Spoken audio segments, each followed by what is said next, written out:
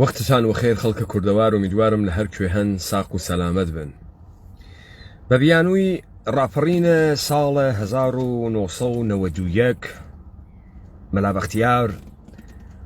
یا مەلای ژەهراوی هەنێ پەیامی هەناردگە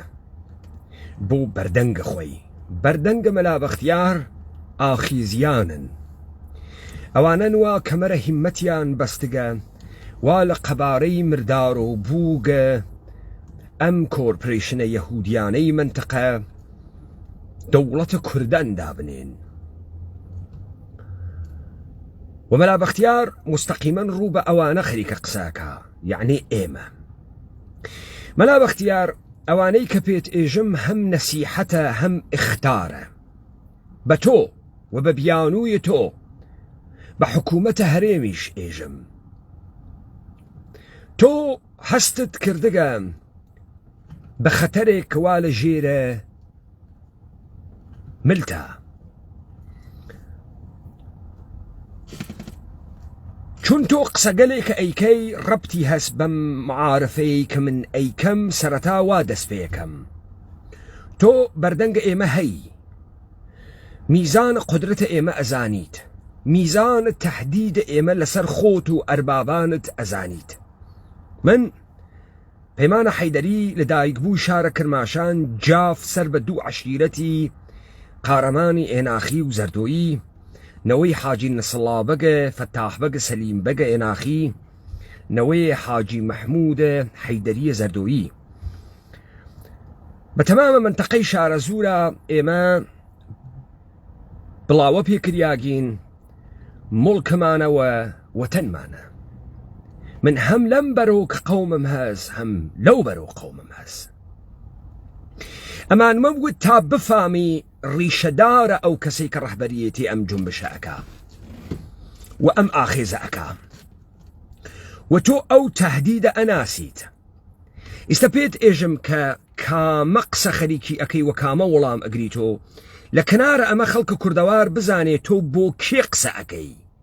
وەختی قیاسەکە دروست بکەم تۆ ئەفامی کە بۆ کێ قساکرێ. هاوکات ئەمڕۆ 8 مارسە. بزانە تۆ یەکە لە کۆڵەکەی چەپ و هاتکیتە دەر، ئمڕۆ زاق و زووقە فەمینیستەکان تێتە دەرەوە بە بەهانەیە مبارزاتە چەپ هەر بەمە دەسی پێ بکەم بۆت. لە مانیفێستی کۆمۆنیستی مارکسا وەختێ تێتە سەرە ئەوەی کە مارکس ئێژێت بورژوازی ئێژێ کۆمۆنیستەکان گەرەکیانە ژن بکەن بە کالای عمومی، یعنی کالای گشتی، مڵکە گشتی. ئەژێ بورژوازی خۆی دەمێکە، ئەوە ئێمە نیین ژن ئەکەین بە مڵکە عمومی. بورژوازی خۆی دەمێکە ژنی کردگە بە مڵکە عمومی. ئەژێ بورژواکان لە ژن و کەنیشکە سەرڤەنتەکان یعنی ڕەعیەتەکان تێریان نەخوارد، کارە گەورەیان خەڵەتاندنە ژنەکانی یەکتریە. زەواجکردن مەرحەلەیەکە بۆ خەڵەتاندنە ژنە یەکتری. لەذا ئەو کارانەی کە بورژوازی شەرمنانە و منافقانە ئەیکات ئێمە ئاشکارا و عەلەنەن ئێژینی. بزانە مەلا بەختیار مارکس تەرحە دەلیلە بورژوازی کرد، وتی بورژوازی ئەمە متهەمەکە ئێژین ژن مڵکە گشتیە، چون خود بورژوازی ژن وەکو کەرەستەی بەرهەم هێنەر و کەرەستەیە بەرهەم هێنەرە تایبەت پێناساکە و ئێژێ خۆیان ئەم کارەیان کردگەنە ئێمە. ئەمە تەمام ئەو مەتنەسە لەم بەشە 8 مارسە کە ڕەبتی هەست بە ژنان و تۆ ئەوێنی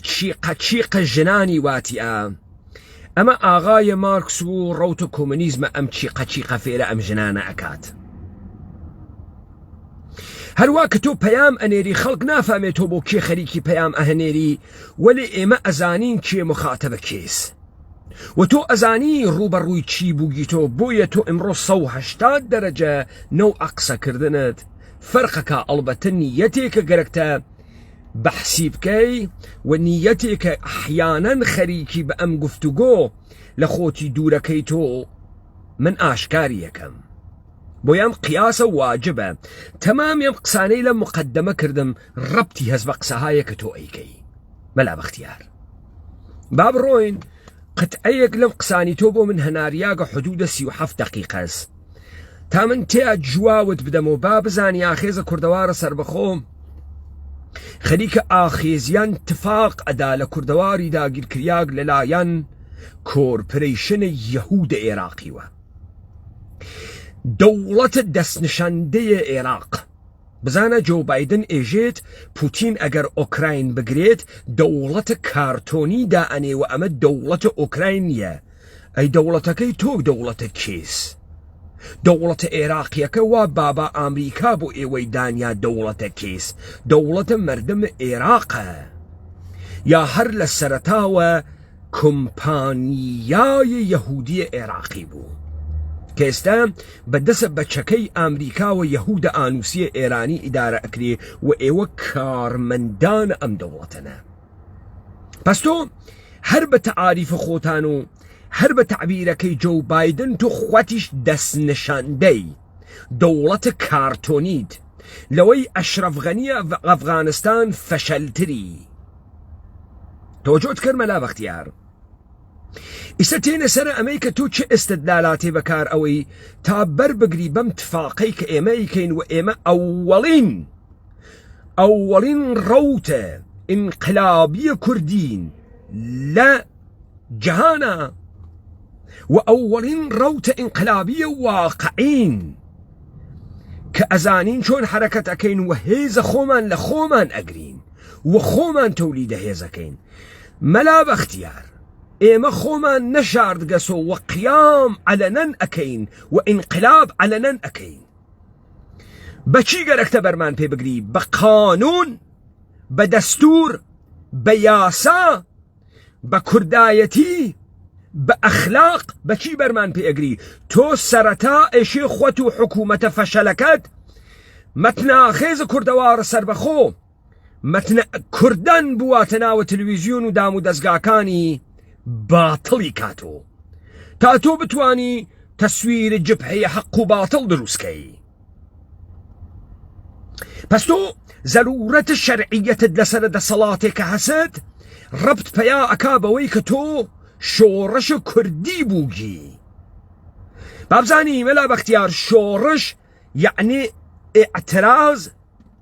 ناڕزایەتیەکە لە پڕێکا کوێر ئەتەقێتۆ ئەچە بەرامبەر بە چتە بچووک چتە سەخیف چتە ئەمیق تەکە ئینقلابە فەرقەکە تەکە ڕڤلوشنە فەرقەکە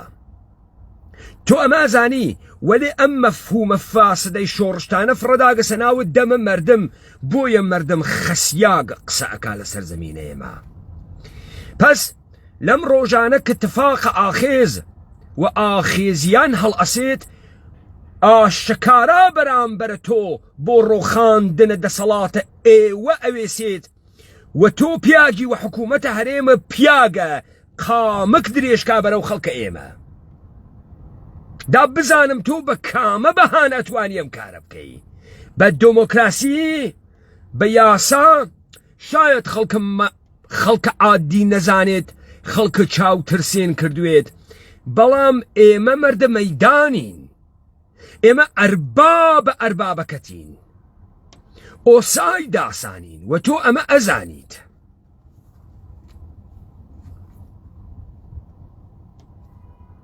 گڕک لە گەڕەکەەکانی پایتەختی ئۆکراینە ئەمەش یعنی بەڕێی من هەر ئەم دوو هەفتەیە بەرەنگاری خۆی لە خۆیە ئەو پڕی قارەمانەتیە رووسیا لە ڕووی عەسکەریەوە سەریشکەوێ لە ڕووی سیاسی و گەورەترین شکستی سیاسی لە سەدەی 21 بۆ خۆی بەدیهێنێ مەلا بەختیار هەر لەبەرەوەی نیشانی بدەم ئێوە چەنێ بنتان بۆشە چەنێ بازیگەر نیەن کارمەندن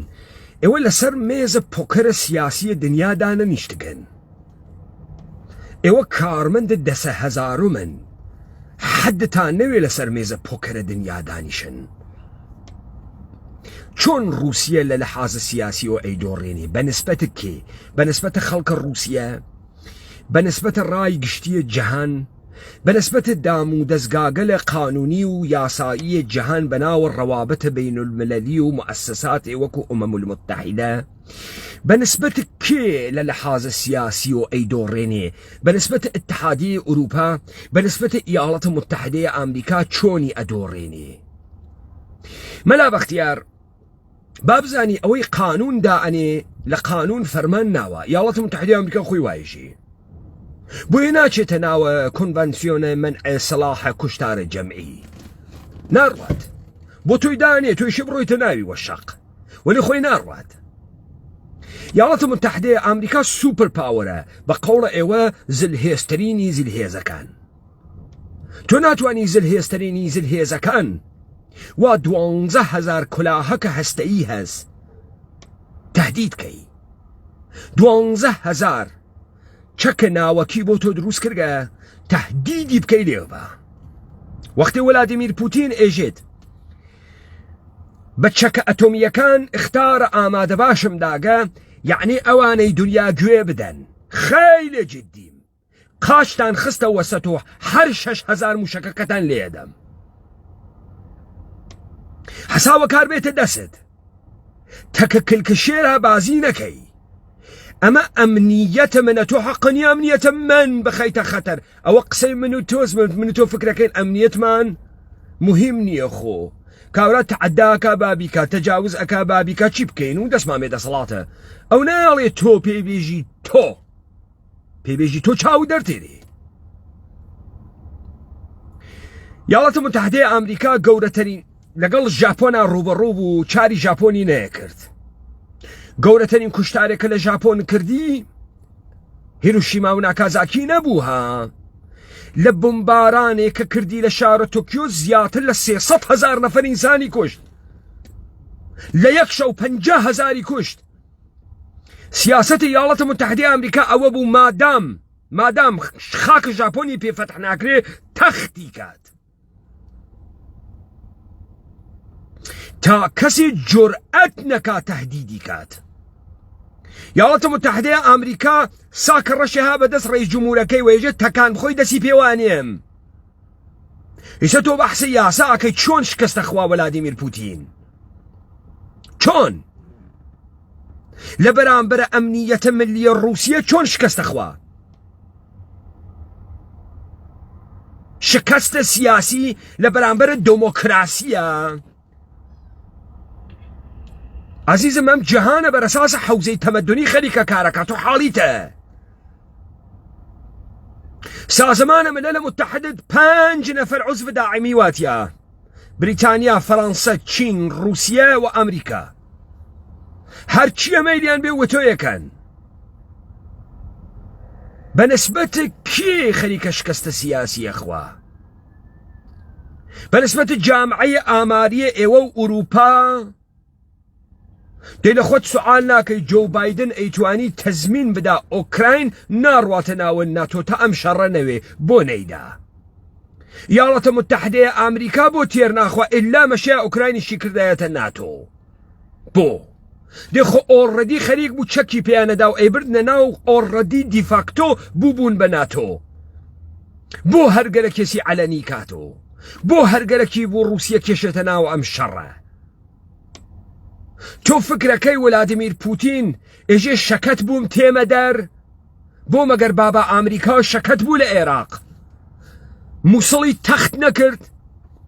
شارەکانە سووریەی تەخت نەکرد بە هەواپەیماکانی بە بەهانەی داعش تەختی کرد رووسیەیش ئوکراین تەختەکە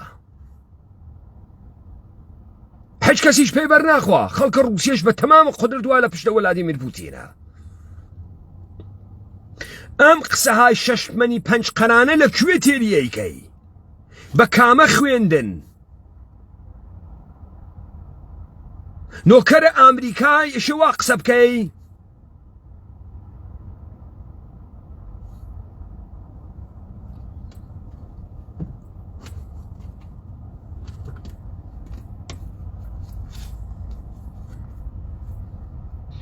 ئەم بابەتی منیش لەسەر ڕاپەڕین یەکەم وەکو دکتۆر موساد باسی کرد لەسەر تیۆری ڕاپەڕین قسە بکەین. تيوري رابرين يعني تيورية انقلاب، يعني تيورية انقلاب. رابرين يعني انقلاب، ملا باختيار شون رابرين يعني انقلاب. رابرة يعني لبريكا حلقني درسها اما ابرايزينغ منظور خيزشة ابرايزينغ بزان ايوان مفاهيمي كبكاري ايوان خيري خسياغة تايسا فكري ليك رقصو چون رابرين اويتو ريفولوشن تو لبريكا حلقني راء چلايكي راء بري پرين ايتر باز بردنه راء بري حلقني تو بس امام مفهوم سياسي نيها ايوه چرتو پرتتان لخوتانو داقسو خورد خلقي تئورية انقلاب ملا باختيار تئورية انقلاب خيلي بني بلاوها بابزاني ماركس لناو مانيفست كومونيستا بورجوازي بنيروغل انقلابية گذشت اناسيد كتواني جانا انقلاب بكن بر عليه التمام ساختار قلف اودالي بياكس آتو ايجي بياكس سالاري او چمك ماركسا اي ولا ماركس فير بوغنا بقسانا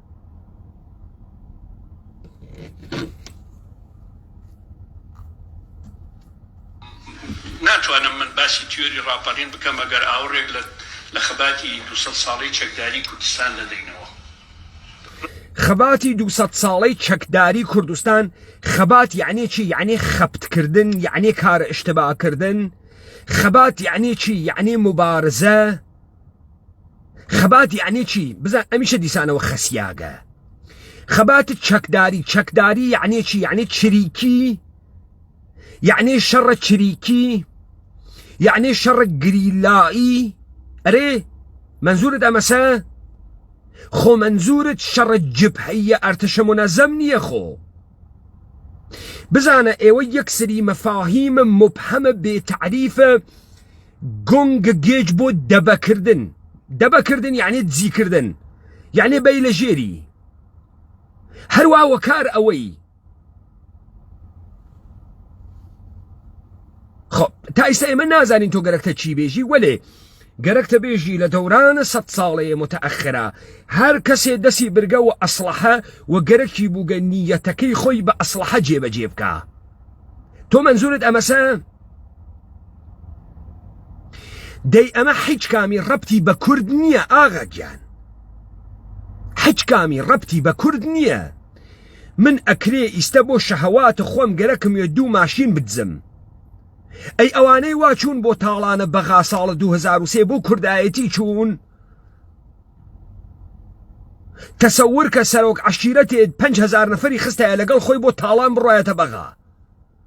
ئەمە چی بوو؟ حرەکەتە چەکداریە خەباتە کوردی بوو. خەباتە کوردی ڕەبت ئەدرێتەوە بە مەفهوم و چمک کورد تام معنا پێیا بکات تۆ هەر لە خۆتەوە بزانە ئەمریکا نایژێت تەڵا پەیداکەرەکان ئەوانەی بە شوێنە تەڵا ئەگەڕیان ئاڵتون ئەگەڕیان ئەوانەی وا بە شوێنە کەلەی سەرە هندیە سوورەکانە ئەمریکا ئەگەڕیان خەباتە ئەمریکا بوو نایژێ خەباتە ئەمریکا بوو ئێژێ ئینقلابە ئەمریکا خەباتە ئەمریکا بوو. حاڵیت بوو؟ يعني هر كسي كلا خاك امريكا وقا احيانا بيان وتك امريكاي هر غلطي كي كرقا دزي كرقا تشتاي كرقا كاسبي كرقا نار وات قالب الشر ملية امريكا تو حاليته ملا باختيار ظاهرا حاليته چون لقصة هاي بعديتا در اكويك حاليته من بو ام جواواني تو ادمو چون تو قرار برامبر بآخيز ايما جهر برجيني بتوايا خلق نافهمي بتوايا ايما جواود نادينو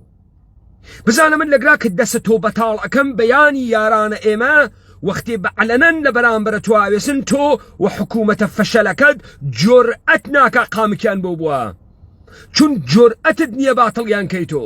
ناتوانی ئەقلی نییە بەزاعەتیت نییە پس تا ئیستا ئێمە زانیمان تۆ یەکسری مغڵقات ئێژی تڕەهات ئێژی معنی نییە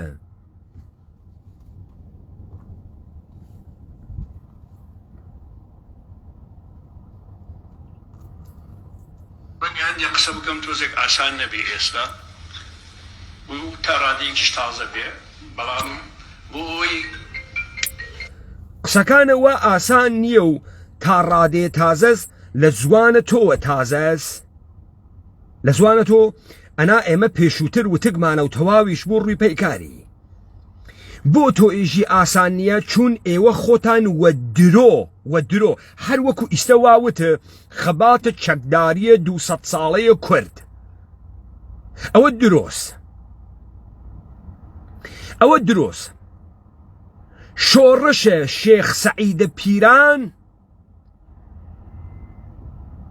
شۆڕشە شێخ سەعیدە پیران شۆڕشە کوردی نییە شۆڕشە شێخێکی تەریقەتیە بۆ تەریقەت خۆی متوەجێ بووی ئاغاگیان توێژی ڕەنگە ئاسان نەبێ یعنی گەرەکتە بڕێ چت بشکێنی تەسەورات بشکێنی وا تا ئیمڕۆ ئێوە لەسەر ئەو تەسەوراتە کە داوتان بە خەڵکی مابوونەوە ئێستا خەریکی بە پێچەوانەی تەسەوراتەکان ئێژیت بۆیە ئاسان نییە تا ڕادەیەکیش تازەیە لە زوانە ئێوەمانان تازەس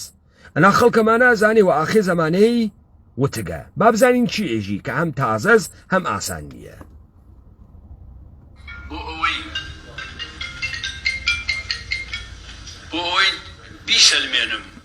کە ڕاپەڕین ستراتیجێکی دروستە بۆ چارەنووسی گەلان ئەبێ هەندێک حەقیقەتی تاڵی شەیە بیڕن نابێ نەیڵێن ئەویش ئەوەیە ڕاپەڕین استراتیژیەکی دروستە پس لەگرا تۆ منزورت لە ڕاپەڕین ڕڤلوشنە ئینقلابە بە قەوڵە عەرەبەکان سەورەس دروستە ئۆکەی پەتۆ ئێژی تەئۆری ڕاپەڕین دروستە دابا بزانین ئێوە چەنێ ئینقلابی بووگن و ئینقلابی هەن ئەویش ئەوەیە کورد 200 ساڵ بەهەڵا خەباتی چەکداری کردووە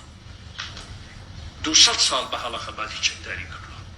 هەر بە دەلیلی ئەوەی لە 200 ساڵە لە هیچ ڕاپەڕینێکا سەر نەکەوت لە هیچ ڕاپەڕێکا هەتا شۆڕشی ئیلول و ئەم شۆڕشی نوێش ئەم شۆڕشەش کە شۆڕشی نوێیە ئەگەر داگیرکردنی کۆیت نەبایە ڕاپەڕین نەدەبوو ڕاپەڕینش نەبایە شۆڕشی چەکداری کۆتایی هات لە کوردستانە پس مەلا بەختیار تۆ لەگرا بالئەخەرە ئێعتراف کرد کە ئێوە هیچ کامتان لە دڵم مشتومڕە کۆمەڵایەتیە کوردی نەهاتکنە دەرەوە پس ڕەبتتان بە کورد نییە تۆ ئێژی 200 ساڵە خەبات چەکداریە کورد بە هەڵە کریاگە و سەریش نەکەفت بزان مەلا بەختیار ئێوە وەختی گەرەکتان و خۆتان بچووکەن و خۆتان قارەمان نیشان بن مەسەڵەن لەم دیبەیتە منە عناسۆرە پاراستن و توولەکانی یەکێتی تێنە ناوی و من ئێژن ئەوە تۆ ڕۆژهەڵاتیت بڕۆ باسە ڕۆژهەڵاتکە بۆ لەبەر ئەوەی کە نانەکەی ئەو 100 دۆلارەکەی ئەو بۆگەنیەکەی ئەو لە دەستی دەرنەیەت ئەو بۆ ئیستا 100 دۆلارەگرێت چون جەمعیەت فرە نییە پیاگانەی فرە دەربکەوێ بۆگەنێکی ئاوا نانەخوا حاڵی بووی ئەحساسەکە جێگەم پێ لێش کردگە تەوەجۆکەی داستانەکەوا لە ئەگرا کە تۆ وەخت خۆی ئەتوت ئێمە قارەمان بووگین ئێمە مردمە شۆڕشتی ڕێکمان دروست کرد ئێمە قیاممان کرد ئیسەوە دەمە خۆت ئاعترافەکەی تۆ قیامە نەکردگە تۆ وەخت خۆیشی 300,000 نەفەر جاش خەفیفەت بوو ئەمە قیام نەبوو ئەمە ئینقلاب نەبوو ئەمە فەرمانە بابا ئەمریکا بوو وا عیدەیە لە ترسە ئەمریکا وا چون هاوکاریان تەکە ڕژیمە بەعسا کردو بە ناو جاش خۆیان دایان لە دام و دەستگاکە بە فەرمانە ئەمریکا بعد تۆ بۆ خاتری ئەوەی خۆت شیرینکەی تۆ بیفرۆشی بەسەر ئێمە وتت ئەمە قارەمانێتی ئێمە بوو ئێمە کوردایەتیمان کردگە ئەها وەختێ دەلیلتانە هاوردو ئیستا بۆ من ئەنووسن ئەگەر زرنگی بڕۆ لادەیە ڕزگارکە ئەگەر زرنگی بڕۆ بۆ خۆت لادەیە ڕزگارکە ئەو بچی واکەیتە وەکو مناڵە هەست ئەوە باوکە خۆمە باوکە خۆم پوری داگە من بەستەنیم هەست تۆ حەقە نییە بابای منە ئێوەش دەستان گرتووە سەرە پوڵەکە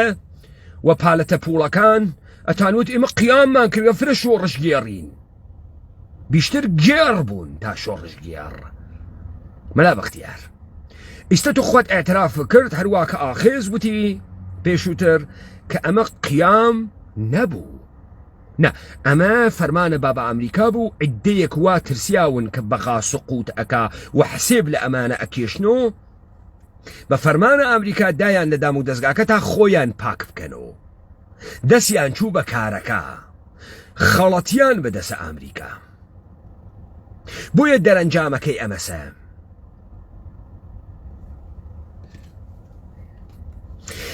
و تۆ ئاعترافەکەی کە تۆ فەشە لە هاوردبوو خەریکی ئاشبەتاڵکردن بوویت و بڕۆی هەروەکو کۆمەڵە و دموکرات دوای 598 جێگەیان نەما بەعس نێتوانی چەکیان پێبا و ئەسڵحەیان پێبا ئەترسیان بتوێنەوە ئەوە بوو دانیشتن و دەرچوون و هاتن بە ئوروپا تۆش وات دێهات بوو قەرارگاهە ڕەمەزان و بابا ئێران و ئەمانە ئیتر جێگەی نەبوو بۆ ئێوە مەشای دەرچوێنە لە پڕێکا سەدام حسێن خەڵەتیا بەرەو کوئیت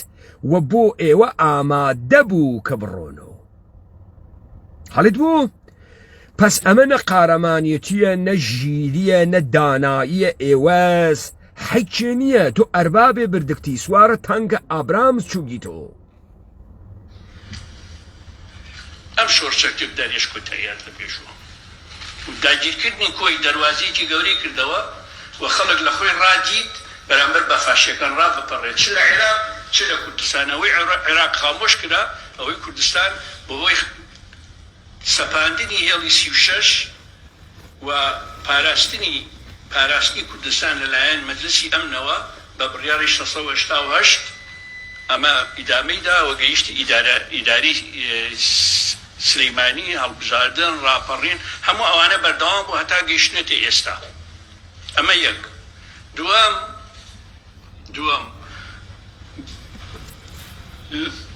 بێهۆ نییە ئامادەبووان پس مەلا بەختیار سابت بوو تۆ تئۆریت نییە تئۆریە سیاسیت نەبووگە وەختێک مبارزەت کردە ئەگەر مبارزەت کردوێ بۆیە تەوانە جەز بە خەڵکت بە خۆت نەبووگە خەڵکت بەرەو خۆت ڕانەکێشاگە خەڵکە ئینقلابی و دروست نەکردگە حەکێکە نەوگە تا ئەوەی کە ئومەم المتحیدە و شۆرای ئەمنیەت و نەوفلای زۆن تێتە یارمەتیە تۆ هەر دەستیان هاوە قنتانەوە دەستیان هاوە قنتانەوە تا ئەیوەن بەرەو 2003 و سەدام حسێن ئەخەن تا ئەگرا متەوەجێ بووین تۆ نە پێگەی کۆمەڵایەتیت هەست تۆ نەک کەسێک و کەسانێکت لە سەرزەمینە خۆتە بە مەتنە ئینقلابی بە تێکستە ئینقلابی و بە تئۆریە ئینقلابی پەروەردەکردە تۆ بنکەی کۆمەڵایەتی واقعیت نییە اتحادە عەشایری کۆکردنەوەی خەڵکی بە ئەبزارە پارە و مەنفەعەت مارکس لە مانیفێستا ئێژێت بورژوازی گەورەترین کارێکە کردگێسی ئەمەسە بنیادە خانەوادەی لە بین بردگە چون ئیتر ئیتحادە مقدسەکان لە بینی یەکتریا سوورەت ناگرێ ڕەوابەتە ئینسانەکان بووگەسە پوڵ و منفعت حتا لە نێوانە خانەوادا و ئەمە کارە بورژوازی بووگە مارکس ئێژێ ئەمەی تۆ ئەمڕۆ دروست کردگە اتحادە لە گەندەڵی و بەڵانسە لە گەندەڵیە هەروەکو ڕۆبرت میشلرز پێ ئەژێ بەڵانسە لە گەندەڵیە ئاغاگیان هیچێ لەمانە نیرویە واقعی نیەن هێزە واقعی نیەن مەلا بەختیار کابرایەک خۆی لوسۆ کرد و جەڕاحی پلاستیکی لەسەر دەم و چاوی کرد وەکو فازڵ میرانی قژی بۆیە کرد وەکو ژنەکانیان سمتی خڕۆ کرد و سیلیکۆنی تێخست ئیتر ئامادە نییە ئەم سمتە شەق بخوا. حەڵی بووی ئەمانەی نەکردگە کە شەق بخوا، لذا تۆ لە یارۆی ئەشرەف غەنی فەشەلتری و دوو چەقانە دەرەچی. حەڵیت بوو ئاغایان؟ بێهۆی نییە زۆربەی هەرە زۆری سەردار و ڕابەرەکانی خەباتە چەکدارەکەی مێژووی ئێمە یا گیراون یا تەسلیم بوون، یا گیراون یا تەسلیم بوون. ئەمە بێهۆ نییە لە مێژووە. هۆکەی چیە مەلا بەختیار؟ من ئێستا پێ دێژم هۆکەی چییە؟ هۆکەی ئەوەسە ئەو کەسەی وا چووگە بووگەسۆ سەردارە ئەم شۆڕشە چەکداریانە تئۆریە مبارزەکردنی پێنەوگە، بەڵکو پووریان پێداگە بووگە بە داردەسە کەسێک وەزن دینی عەشیرەتی بووگە، یعنی 100 کەس و 200 کەس و 100 سوار و 500 سواری بەدەسەوە بووگە، پووریان پێداگە وتیانە فڵانە حرەکەت بەرامبەر بە فڵانە کەس بکە. وەختێ پوڵەکەیان لێ قەت کردگە، فیشەکەکەیان لێ قەت کردگە، کاولا فەشەری ئاوردگە. ئەو باوەڕی دروست نەکردگە، ئەو ئینقلابی لە مێشکا دروست نەکردگە. هۆکەی چی بوو گیریان تەسلیم بوون؟ هۆکەی ئەوە بوو تئۆریە ئینقلابیان نەبوو، کە تۆ تئۆریە ئینقلابیت نەبێ ئەم جوابە بە تۆ ئەداتۆ. تۆ بیرت لە ئینقلاب نەکردگەسۆ کە دەسە بەرگە بۆم ئەسلحە، بەڵکو هەلێک هەڵکەوتگە بۆ تۆ، هەلەکە پوورێکە پێیانداگی، یەکێ ئیشێکی پێداگە، کارێکی پێداگە، بۆیە تۆ ڕەهبەر نییەی، تۆ جەماعەتێکە هاوە دەسۆ، یا بە سەبەبە خوێنی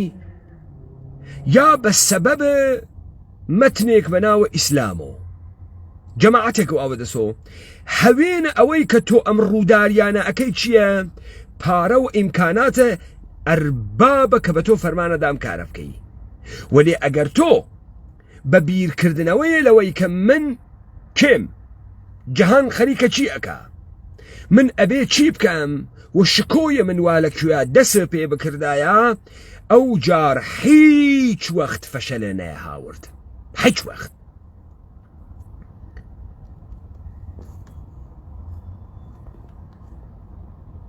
دلیلی ئەوەیە ئەو خەباتە چەکداریانەی کە کراون لۆکاڵی بوون، نەتەوەیی ڕزگاری خوازی دروستکردنی دەوڵەتی سەربەخۆ نەبوون، یان ئاستی بزوتنەوەکە یەکسان نەبووە بە دروستکردنی دەوڵەت، بە یەکخستنی بازار، بە یەکخستنی زمان، و نەیتوانیوە لە خەباتی ڕزگاری نەتەوەکانی ئۆروپا و هەندێک وڵاتی ئاسیاش بچێ. بۆیە ئەمانەی کە تۆوەتە دووبارە تۆ نەخبت داوە بە مانیفێستەکەی مارکس، یعنی بورژوازی تێت مناسبات کۆن کلەن لەبین ئەوات، تەنەوعگەلە کۆن کلەن لەبین ئەوات، ڕەوایەتێ تێرێ بەناوە ملەت بازارێکی یەکدەست ئەسەپێنێت، زوانێکی یەکدەست ئەسەپێنێت تا بتوانێت بەردەوام بکات دەسەڵاتە خۆی. دروست ئاغای مەلا بەختیار، دەیبا سوعال کەم لە تۆ،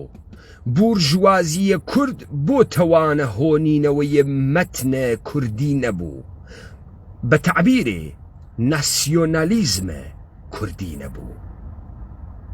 بورژوازی تەمامە شۆڕشە ئێوە کە سفارش دریاگن ئەمە و گەسە کە ئەسڵزا لە سەرزەمینە ئێمە بکەنە بێ هەمە چیز. حەڵیت بوو ئەسڵزا بکەنە بێ هەمە چیز، ئەبزار و کەرەستەیە بەرهەمهێنانە قەدیم کلەن لەبین بوون و ئەبزارە جەدیدیش نانە دەسیان. بێتە حکایەتە کاورا شیعە بوو بووە سونی مرد، دەسی لە عەلی بڕیا و عومەریش نەگەی. حەڵی ببراکەم بۆ نەبوو وەکو گەلانێتر چون هیچ ئێرادەیە لەگران هەنە خۆی نییە. هەموو ڕاپەڕینەکانی سەدەی هەژدەهەم و سەدەی نۆزدەهەم بڕۆن هەمووی بخوێننەوە، بڕۆی هەمووی بخوێننەوە تا ئەگاتە ساڵی 1975 کۆتایی بە شۆڕشەکان هاتووە. سەرکردەی شۆڕشەکان بەشی زۆریان یا لە شەڕا گیراون یا تەسلیم بوون، یا مەلایەک لە مەلاکانی کوردستان خەڵەتاندونی بردوونی بۆ ئستانە، بردوونی بۆ ئەستەمبوڵ. ئەمە خەلە تئۆریە تۆ تئۆریت نییە کە تئۆریت نەبوو نیشان ئەدات خۆت دروست نەکردگە مشخصە مەلا بەختیار حاڵیت بوو مەلا بەختیار تۆ وەختی تئۆریت نییە ئەساس کارت دەست بە عنوانە شۆڕشت نییە یعنی چیت یعنی حرەکەتێکە کە کرد چیت یعنی تۆ سفارشیان پێداگە تۆ مەئمور کریاگی مەئموریەتیان پێداگە یەکێکی تر خەریکە تۆ دنە ئەدا تۆ ئەمە خوات نییەی یەکێکی تر دنەتی داگە بە دیاردە لێ مێژووی ئێمە ئەمە دەبوون ئەمە شتێکی دەکبەن نییە بڵێم لە فڵان شوێن فڵان گیراوە لە فڵان شوێن فڵان سەردار گیراوە من لە خۆیەوە نییە یعنی سەرکردەیەکی کوڕ عوبەیدڵای نەهری لە خۆیەوە تەسلیم نەبووە کە لە ناو ڕابەرانی مەلا بەختیارەها هەروە قسە فڕادەی سەرکردەیە کورد مەفهومە گشتیە منیش ئەگرێتەوە چۆن سەرکردەیە منە عوبەیدڵای نەهری بۆ گەن چۆن سەرکردەیە کوردت خۆت ئێژی ئەمانە لۆکاڵی بوون ئەمانە منتەقەیی بوون لۆکاڵی بوون هیچ وەخت بە ئاستێکی ملی نەگەین تۆ خۆت ئێژی ئەمانە هیچ وەخت نەیانتوانی ملی دروستکەن چۆن ئەوجار ئەمە ئەوێت و سەرکردەیە کورد عوبەیدوڵڵا نەهری شێخێکی بۆ گەنی بنە جوولەکە بوو وا بۆ تەریقەت خۆی خەریک و کاری ئەکرد چۆن تۆ ڕەبتی ئەدەی وە کورد چۆن ئەمانە ئەوێتۆ شۆڕشە کوردی بۆ ئێوەوە زۆر گەرەکتانە ئەمە بچەسپێن نەقەی خەڵکە کورد چ ڕەبتێکی بە کورد هەست مەگەر ئەو وتکێسی کورد کێس تا خەڵکی گشتی گوێ قوتۆ بوێتەوە تا خۆی بوێنێتۆ لە ناوە حرەکەتە شێخ عوبەیدوڵڵاه نەهریە خەڵک ناوێنێ ئەو نەقشبەندیەم قادریە ئەو نەقشبەندیەم ئەهل حەقە ئەو نەقشبەندیەم نعمەتوڵڵاهیە ئەو نەقشبەندیە ئەم ئیزیدیە عودویەس ئەو نەقشبەندیە ئەم ئیمامیەس ئەو نەقشبەندیە ئەم بۆی خۆی ناوێنێتوتیە چۆن ئەمە کوردیە ئەمە لە تۆ قبوڵ ناکریا چون ئیستا تۆ وتە قسەی تازە ئەەکەیت و قسە تازەکانە لەوانەیە فەرقەکەن تۆ چۆن جورئەتەکە ئەم پەسوەندە کوردی ئەدەی کاکە هەر کەسێ لە مەملەکەتە ئێمە چون بەخۆی ئێژێ کورد هەر کارێگەکە کوردیە ئەوەی لەش ئەفرۆشێ لەشە کوردی ئەفرۆشێ لەش فرۆشە کوردیەکان ئەرێ ئەوەی پەلکە زێڕینەس چی پەلکە زێڕینە کوردیەکانن دزەکان چی دزە کوردیەکانن چۆنە یعنی لەم جامعە هەر کەسێ بۆ نیاتە خۆی حرەکەتێ بکات ئەوێ تۆ کوردی ماڵ دروستکەرەکانە کوردی وە شوێن مەعاشچووگەکانە کوردی ئەکرێ ئاغاگیان چۆن ئەمە هەروە لە خۆی وە کوردیە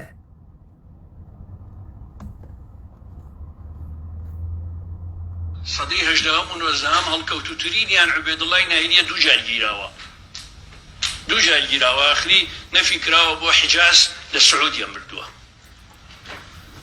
لە خۆڕانیە میری بەدرخانە لەسێ شەڕ لە مووسڵەکە یەزدان شێری ئامۆزای خیانەتی لێیەکە داگیرکەرانە باتە سەر قەڵاکەی هەم یەزدان شێرێ گیرێ هەم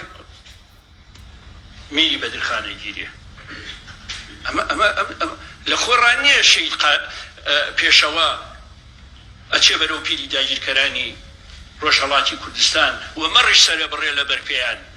چونکە ئەزانێ یعنی بەڕێی من گەورەتری قوربانی داوە پێشەوە چونکە ئەزانێ ئاستی مقاومەتەکە لەو ئاستا نەبووە بتوانێت دەوڵەتەکە کۆماری کوردستان بپارێزێ مەلا بەختیار ئەمە چۆن پێشەواس مەلا بەختیار تۆ ئیژێم ئاغا ڕوویگە بەرەو پیرە دەوڵەتە ئێران مەڕیشی لە بەردەم ئەرتەشە ئێران سەر بڕیگە خۆ من برزیلی قسە ناکەم مەلا بەختیار خەریکم وەزوانی قسەکەم تۆ حاڵیت ئەوێ بزانە تۆ ئالەگرا منافقی درۆزنی تۆ ئەزانی من ئەزانم تۆ منافق و درۆزنی تۆ لەولاوە ئێژی بە ئەم پێشەوای کێس پێشەوای مەڕسەربڕەکانە پێشەوای خۆوە دەستدانە پێشەوای ئیعدام بووەکانە پێشەوای کێس ئەو ئاستە مقاومەتی ئەزانی مەلا بەختیار ئەگەر ئەگەر قازی محەممەد پێشەوای کوردانە ئێشێ ئەوەڵ دەحفە وتی بێتی کورد کێس بابە گیان تۆ وەختی گەرەکتە ئەم گشتە تەنەوعە لە ژێری یەک چتا کۆ بکەیتۆ یەک ڕەوایەتی گەرەکە کورد ڕەوایەتی هەز گشتمان ئەم چیرۆ کە بۆ خۆمان تعریف ئەکەینۆ کە کورد کێس چۆن ئەو ئیعلام ئەکا جمهوریە مەهابادە ئەوەڵەن جمهوریە کوردستان نییە دووەمەن تۆ خەریکی بە درۆزنی مەهاباد ئەکەیتۆ کوردستان سێوەمەن ئاغا گیان کاورا چۆن جمهوری دائنێ بەناوە کوردۆ کە داینە نیاگە بەناوە کوردۆ بەناو مەهاباد داینیاگە تۆ وە زۆر گەرەکتە بیکەیتۆ کوردی چۆن ڕئیس جمهورە جمهوریە مەهاباد خۆی تئۆری نییە ئەسڵەن لەبەر و زانی بێتی ڕئیس جمهوریەت یانێکی ئەمە قوێخای دێز ئەمە ڕیش چەرمەگە ئەمە خوێن خۆشکەرە ڕئیس جمهور مەفهومی هەزمەلا بەختیار معنای هەز چۆن ئەم تێ هەڵدریاگە بە عینوانە ڕئیس جمهورە مەردمێ ئەڕوا خۆی ئەداتۆ دەست چۆن ئەم کارە ئەکات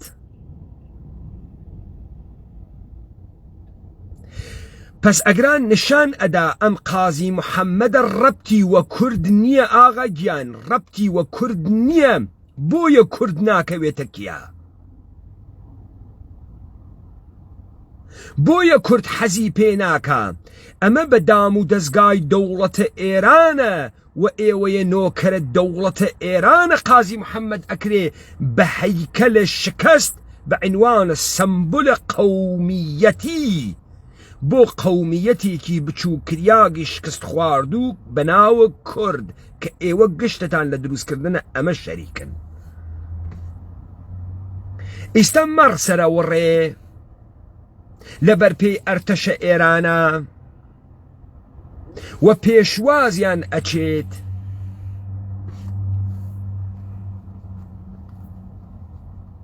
کۆباری کوردستان بپاسێ و لە نێتیجە قەتوعامێکی گەورە دروستە بوو و ڕەنگە بەس قازی محەممەد و چەند سەرکرد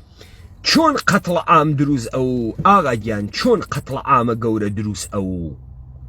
عەزیزم تۆ دەرمۆردە مەهاباد قسە ئەەکەی ها دەرمۆردە پاریس قسە ناکەی تۆ دەرمۆردە لەندەن قسە ناکەی 9 ملیۆن جەمعیەتی هەست ژێرخانە گەورەیە اقتصادی هەست مەسەڵەن خەڵکە مەهاباد کارگای سەنعەتیان تەعتیل ئەو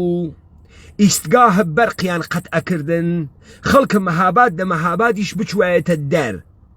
بچوایەتە لادیەکانە ئەترافی مەگەر خەڵکە مەهاباد مەڕ و مانگا و شتینەوگە لە شارە مەهابادا تۆ چۆن قیاسە شارە مەهاباد ئەەکەی تەکە مۆسکۆوە چۆن یەکەی ئەمانە شارگەلە بورژوازین ژێرخانە اقتصادی و کارخانە و منافع سەرمایەداری واتیە چۆن قەتڵ و عام ئەکریە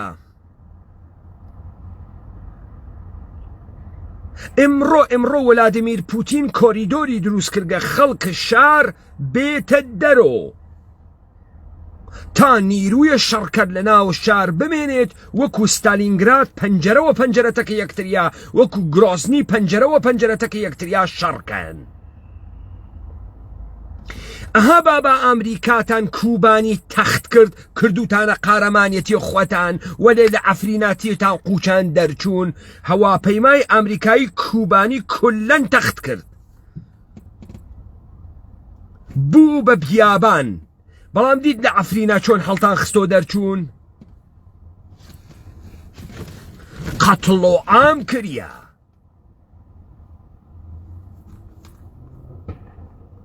گیانی خۆیانیان ڕزگار کرد ئەیگینە ملەتەکە بە فەتارەتە چوو هەڵسا قوربانیدا بە گیانی خۆی و بە هەواڵەکە ملەتی کوێ بە فەرتارەتە چوو ملەت تعریفە سیاسی هەز منزورت نەیشنە کوێ بە فەتارەت ئەچوو ئیستا خودە مەهاباد خۆی وە تەنهایی ملەتە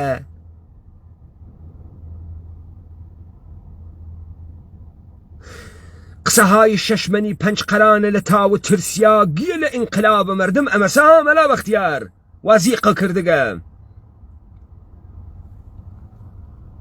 میلەتەکە بە فەتارەت ئەچوو بۆی کە ڕۆژهەڵاتی کوردستان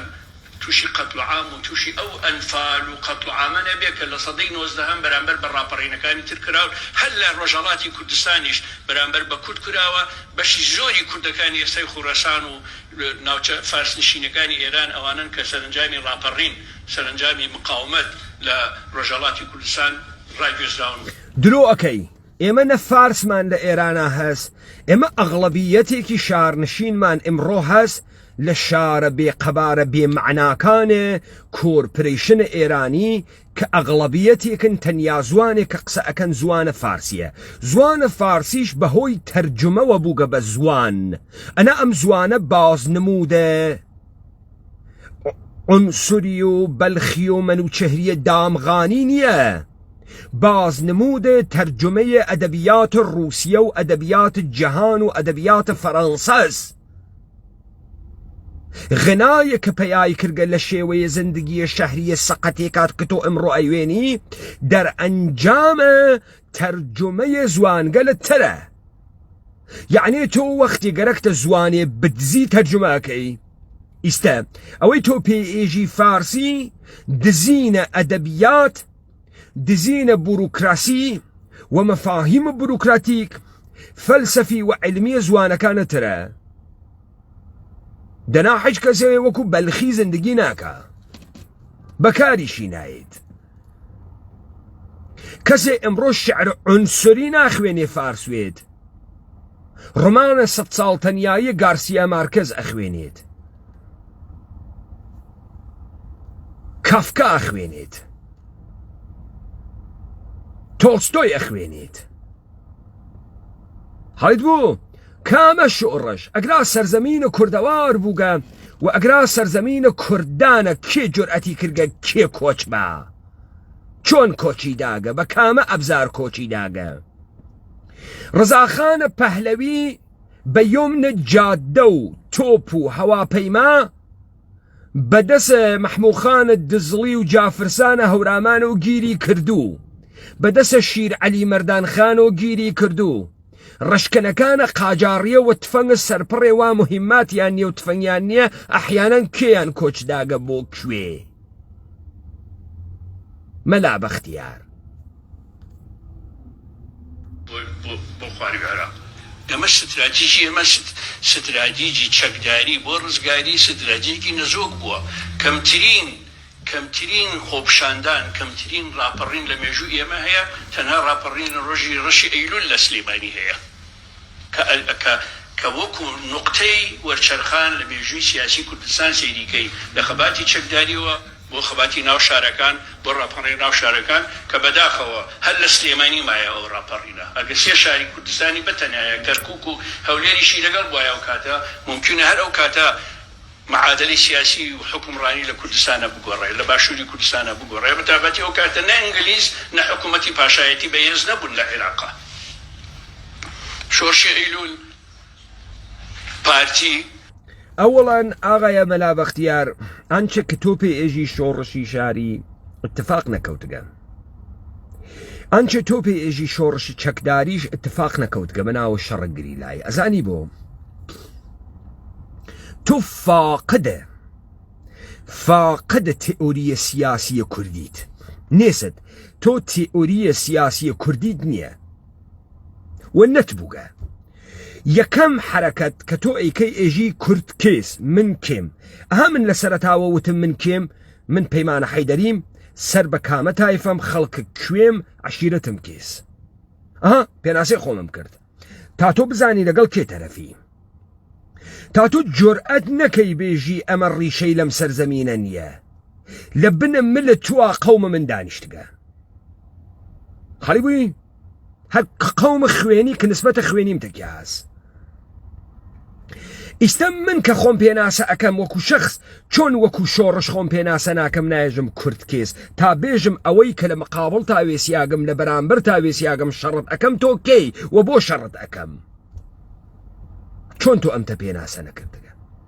و ئەمما شار تۆ شارێکە دروست نەکردگە کە پڕۆلەتەرە تێکردوێت کە پڕۆلەتەر دروست بووێ لە کارخانەکانە لە مانەفەکتۆرەکانە نە تۆ مشتێ ئینسانێک کە دارای ژیان و زەمین و جێگە بوون کۆچەند لە پرۆژەهای جۆرا و جۆرە تا لە حەواشیە شارەکان بیان کەی بە مەعاشخۆرە بوروکراتیکە کۆمپانیە یەهودیت ئیدەیەکی فرەوفێرە فراوانیان ئمڕۆ دەڵاڵن دزن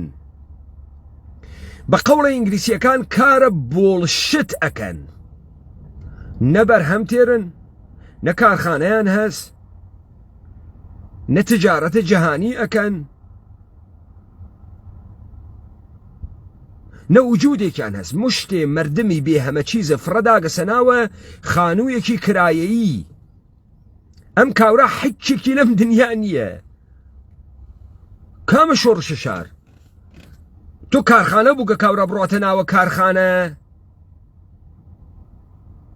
تۆ چینە تەبەقایەتیت بووگە چینە کۆمەڵایەتی چینە کرێکار و مامناوەند و چینە سەرمایەدارە بووگە ئێمە سەرمایەدارمان بووگە تۆ مشتێت دەڵەت دزە کارمەندە دەوڵەتانە منتەقەپیانیژی سەرمایەدار دێخۆ مارکسێژە تەمامە اتفاقاتانەی کە کەوت سەرمایەداری کردی چۆن لە جامعەی ئێمە سەرمایەداری نایکا چۆن لە جامعەی ئێمە سەرمایەداری لە بینی ناوە تۆ ئمڕۆ خۆت بە عنوانە دەوڵەت خۆت خەریکی جامعە لە بینەوەی تا ڕیختە سەرمایەداری پێبەی خانەوادە لە بین بووی قدرەت لە بین بووی مەفهومە کوردیەت لە بین بووی یەک دانە مەتن کە ئەتوانێت تەولید و قدرەت لە مردمێکا بکا لە بینی بووی کامە شار بۆیە تۆ ئیلزاماتە شارت نییە تا حرەکەتە شاری دروستکات بە قەوڵە مارکس تۆ تەزاد تەبەقاتیت نییە گەشتی تێ هەڵدریاگ و هاڕیاگن لە ناوەم شارە وەردە وەردە لە هەرچی مالکیەتە ئەخرێن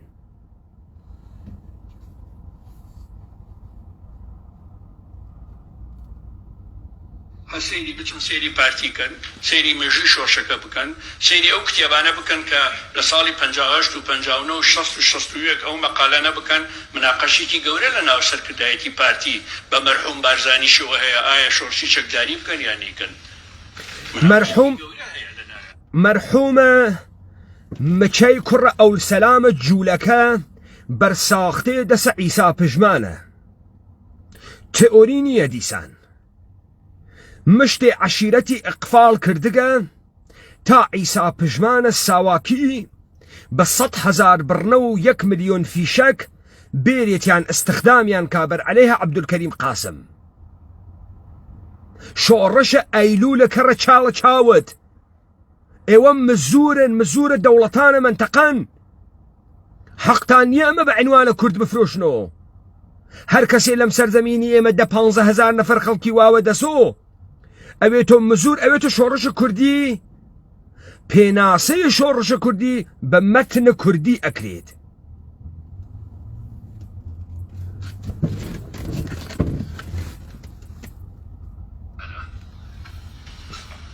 کتێبەکەی ئاشاک سافراسنیان بخوێنەوە رحلة إلى بلاد رجال الشجعان لوێ مقابلەی بارزانی کردوانە من لەگەڵ خەباتی چەکدارینم لەگەڵ ئەوەنیم شۆڕشی چەکداری بەرپا بێ هەلومەرجی بابەتی بۆ شۆڕشی چەکداری نەبوو لە عێراقا بزوتنەوەی سیاسی دیموکراسی لە عێراقا نەبوو بزوتنەوەی نیشتیمانی دژی عەبدولکەریم قاسم جارە بەهێز نەبوو حزبە سیاسەکانی عێراق دارە تەبەنی قەزەی کوردیان نەکرد بوو قەیرانەکانی عێراق نەگەیشتووە بن بەس هێشتا یعنی لە ڕووی بابەتیوە لە ئارا نەبوو هەر بۆیە کە حرەکە دەست پێیەکە لە باشووری کوردستان زۆرترین ئاغاکانی کوردستان پاڵەدەن بە حرەکەکەوە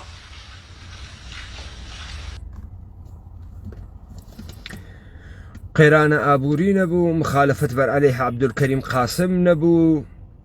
فقدانە تئۆری بوو تئۆری نەبوو دێ ئەگەر ئەمانە نەبوو تۆ گل کەوتووە گیانت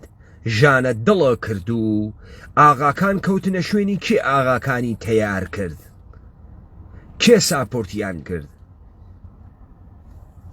کابرا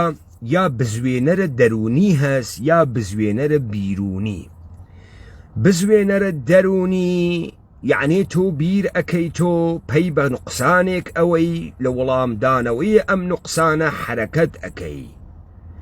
وەختێ بزوێنەرە دەرونی نەوێت بزوێنەرە خارجی و دەرەکی بەکارتێت پوڵەکانە ئیسا پژمان ساپۆرتەشا استخدام بوونە بۆ شاهەنشاهە ئێران بزوێنەرە دەرونیەکە بوو بیرونیەکە بوو دەرەکیەکە بوو دەی تۆ چۆن بەمە ئێژی شۆڕشە کوردی بێ هەمە چیز نادروست شارلاتانە کڵاو بەردار چۆن بەمە ئێژی شۆڕشە کوردی مەگەر ئێوە ئیدعا ناکەن سەواتتان هەست تۆزێ ئەخلاق پرۆفژناڵیتان بوێت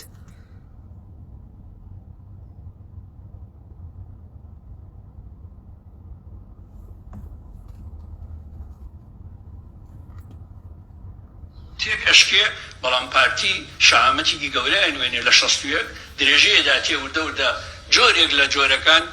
ناوڕێکی شۆڕشەکە لە مقاومەتی ئاغاکانەوە بێ بە مقاومەتی نەتەوایەتی جۆرێک لە جۆرەکان پارتی مقاومەت ئەکا شۆڕشی ئاغاکان ئەوێت و مقاومەتە نەتەوایەتی تێ هەڵدریاب چۆنەوێت و مقاومەتە نەتەوایەتی جۆرێک لە جۆرەکان ئەو جۆرە لە جۆرەکانە چ شکلیە تۆ ئیشی ئێستا ئەنواع و ئەقسامە جۆرەکان بێژی من بێژم ئەو جۆرە لە جۆرەکان چۆن بوو ئەو جۆرە لە جۆرەکان چۆن بوو تۆ هەر تێ هەڵدریاگێکە هاورد پوڵە پێدا ناود نیا کورد چۆن شۆڕشە ئاغاواتەکان بێ تێئۆریە کوردی بێ مەتنە کوردی بێ هۆنینەوەی کوردی لە پڕێکاوێتەوە کوردی چۆن هەروە لە خۆی وە ئێمە تا دوێکە شۆڕشە ئاغاواتین ئمڕۆ بە خۆمان ئێژین کوردی تەواو حەل بوو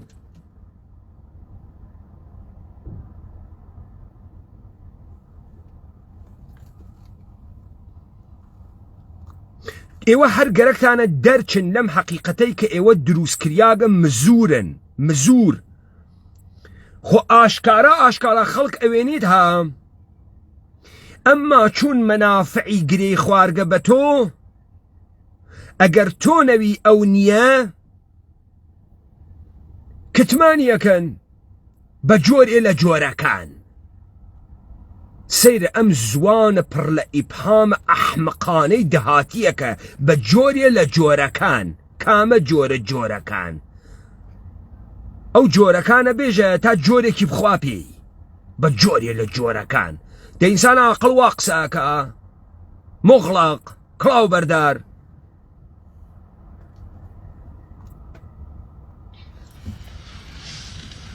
ئەنجامەکەیشی معلوم بوو لە ساڵی 1975 بە خیانەتنامەی جەزایر کۆتایی بە شۆڕشەکە هات کۆتایی پێ دوای 14 ساڵ قوربانیدان کۆتایی پێ هات دەئاخە تێ هەڵدریاک شۆڕشێک کە خۆت دەسێ پێ کردوێ خۆت تەواویەکەی شۆڕشێک کە دیگەران بۆ تۆیان دروست کردوێت دیگەرانیش پێتی تەواو ئەکەن ئەمەی خۆ منتەقی بوو ئاغایە مەلا بەختیار ها منتەق وات بێژی شتێکە لە ئیرادەی خۆت هاتوێتە دەرۆ ئیرادەی خۆت پایانی پێئداوە تەواویەکە شتێکە بە فەرمانە کەسێک دروست کریابێ بە فەرمانە کەسێکیش ئەتوێتەوە وانییە دەی تۆ چۆن خەریکی ئەمە ئەفرۆشی تۆ بە ئێمە بە عنوانە ئێرادەیە مسەفایە بنە جوولەکەیە بنە ئەو سەلامە جوولەکەیە تەحمیل کریاگە بە عەشیرەتە مەجیدە بارزانی ها خیانەتە ئەلجەزایر خیانەتە کێ بەکێ خیانەت بە نسبەتە کێ تۆ ئیستا بوو وازحکردنە چمکە خیانەت ئێشێ بێژی کورد کێس تا ئەوەی کە بە کورد خیانەت ئەکا چه شکلی وێت چی ئەکا کە خیانەت ئەکا بە کورد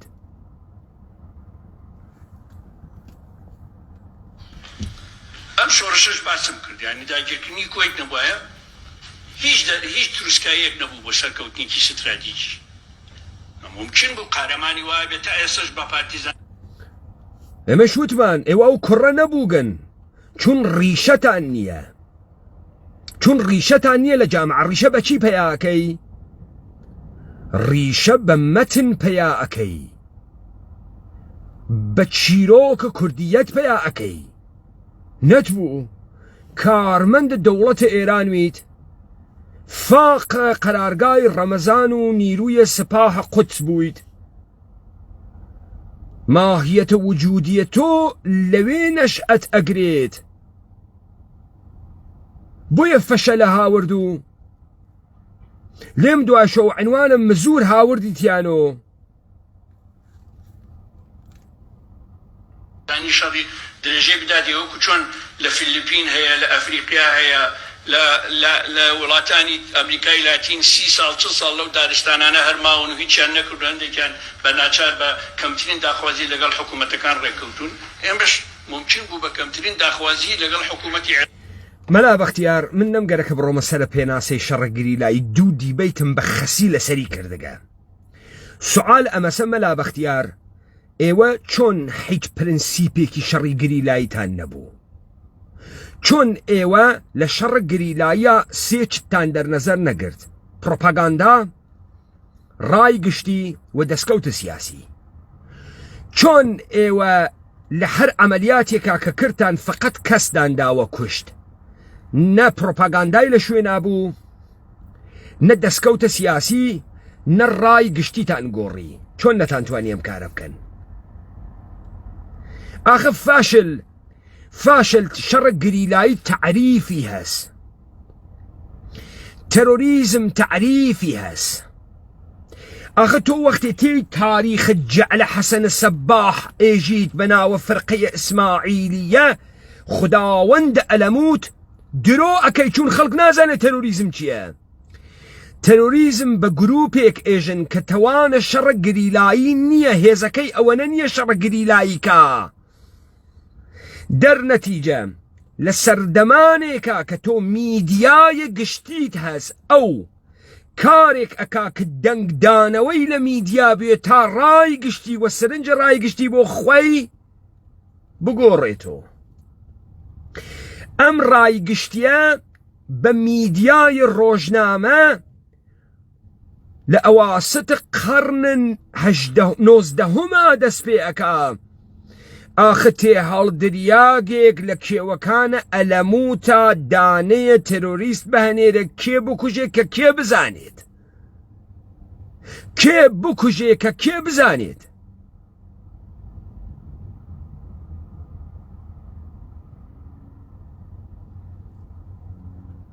تۆ ئێوە نییە خۆتان بچووکن خۆتان فاسدن گەرەکتانە ئەم مردمە وەکو خۆتان فاسدکەن ئەقلیان بچووکوێ ئەقلی نەوێ کاورە بۆیە ئستدلالاتە ئەحمەقانە تێری تۆ ئیسە تۆ خەریکی قسە ئەەکەی ئیتر گەرەکتان مردمە فاسدکەی منیش خەریکم قسە ئەەکەم تۆ دەلیل تێری تۆ من دەلیل تێرمەوە والدلائل بوش و بەتاڵ و ئەحمەقانەت باتڵەکەمەوە وەکو چۆن مارکسیش لە مانیفستی کۆمۆنیستا دەلیل تێرێت بورژوازی وا ئێژێ ئێمە وا ئەکەین دوژمنانە ئێمە وا ئێژن ئێمە وا ئەکەین کاورای مشاغبە درۆزن ئەم فەساد و تەوەهمەتان وە خۆتاندا و ئەم سەرزەمینە کوردەوارتانە نابود کرد وتان ئێمە قارەمان بووگین وتان ئێمە شەڕمان کردگە وتان ئێمە شۆڕشمان کردگە دەی درۆزن ئیستا خۆت ئاعترافەکەی هیچێکیان نەبووی ئەو وەختە احتیاجە بوو خەڵک دنەبەیت و خەڵکە درۆزن و خەڵکە ماساوکی و خەڵکە ترسیاگ و خەڵکە جاش و خەفیفە بکەیتە نیروی خواد ئەدوت قارەمانێتیمان کردگە ئەو وەختە احتیاجە بوو خەڵکی کوردەوارەکانی تر مەجزوب و خواتکەیت و بێریتی حمایەتە خۆت ئەدوت شۆڕشمان کردگە ئیسە دەرکەوت شۆڕشەکەتان بنی بۆشە حەچیتیانە شۆڕش نەبوو دەی ئەگەر مردمێ تینووی ئازادی بوو قیامی کرد چۆنە 100 جار بەسەر قمەتەوە قیام ناکە چۆن نایکە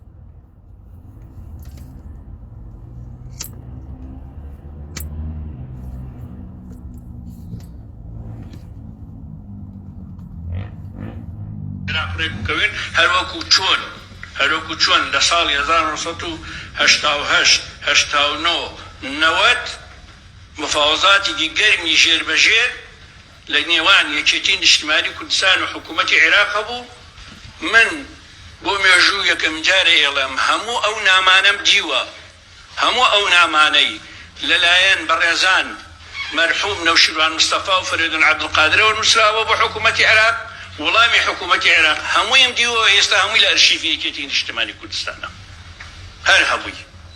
کە مفاوضاتێکی گەرم هەبووە لە ژێرەوە بۆی ئەو کاتە پێش ڕاپەڕین جۆرێک لە چارەسەر بۆ قەزیی کوردی بدوەسرێتەوە. و بابا تۆ قەزیەی قنگە نەوشیروان مستەفا و قەزیەی قنگە خۆتە کردگەسە قەزیەی کورد. ئەمە قەزیەی قنگە ئێوەس عەزیزم، ئێوە کورسیە ڕیاسەتتان گەرەکوگە، بەشتان گەرەکوگە لە حکوومەتە، پێتان نەدریاگە. ئەربابێکی تر پیا بووگە لە ئێوە وەکو ئەهرم استفادەی کردگە کاربوردی بووگە یەکێک سەرشێواوی لە چمکە کورد، دوو نابودکردنە کورد، سێ تۆی ژۆ کورسیە بگەی. قەزیەیە کورد چییە تێ هەڵدریاک تۆ ئێژی قەزیەیە کورد؟ کامەسە قەزیەی کورد؟ ئەم قەزیەیە کوردە بێژن تا ئێمە حەلیکەین، بێژنی قەزیەکە تەرحکەن. چییە قەزیەی کورد؟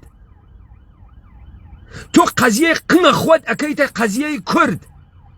بۆیە خەریکی مفاوزاتی و نامە ئەنێری بۆ سەیدە ڕەئیس، بەشکم سەیدە ڕەئیس پێشەیە بخاتە بەرت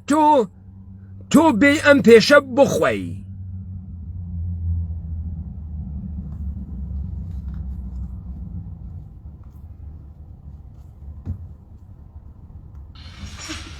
پێش داگیرکردنی کوێیت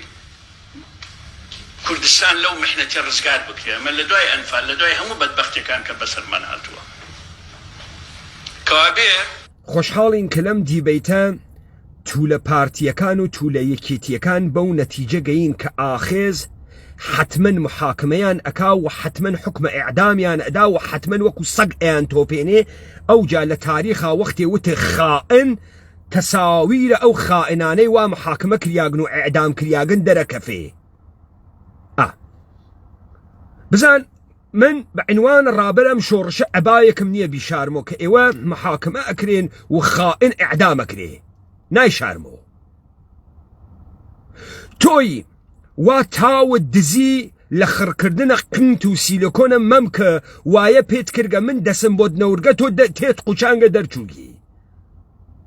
حاڵیت بوو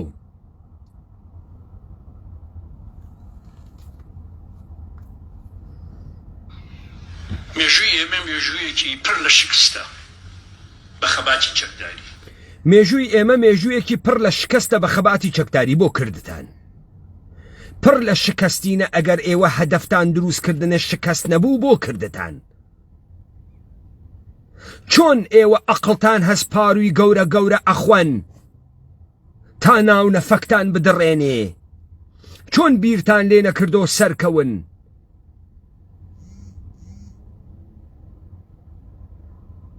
ڕۆڵە ئەگەر گشتمەلێ هەنجیر خوەروێ هەنجیر وەدار و نامێنێ. تۆ فکرەکەی هەر کلاشینکۆفێ بخەیتە سەرشانە بووگی تۆ قەهرەمان؟ گەڵت داڵپنە بخەیتە دەرەوە بووگیتە ژنەراڵ؟ تۆ ئەرتەشە ناتۆت پێبەن وێرانی ئەکەی وێران لەبەرەوەی لە ئەقڵا حیز و مەفعولی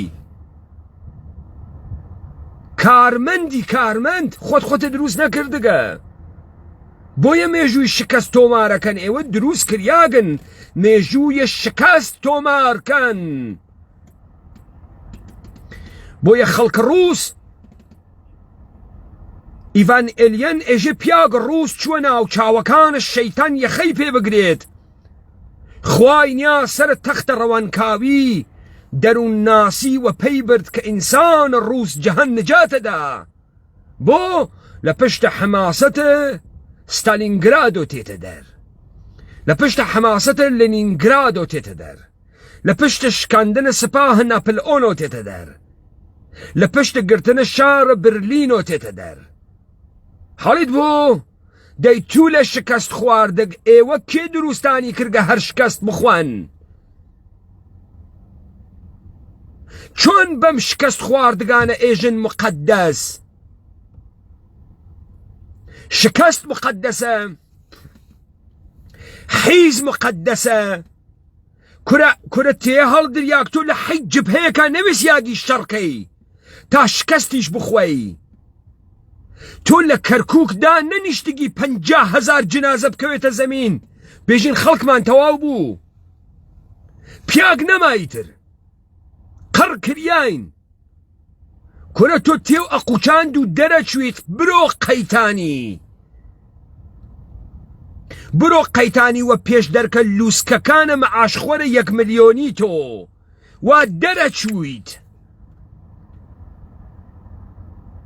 تۆ شەڕە کردگە تا بێژین چاری نەکرد بەخوا چاری نەکرد ماڵتە کوژیاک لەسەر کوژیاک کەوتە بوو ئەم بڕنەوە ئەوی ئەگرتە دەسۆ ئەسڵەحەمان نەبوو ئەنا خەڵکە شەڕکەر فرە بوو وا ئیمڕۆ تەلەڤیزیۆنەکانە غەرب کەنیشکە 7 ساڵەیە ئوکراینی نیشانەدا ئەڕواتە بەرە سەربازێکی ڕووس کاورای جوولەکەی نەوال ڕوو حەریریە کێز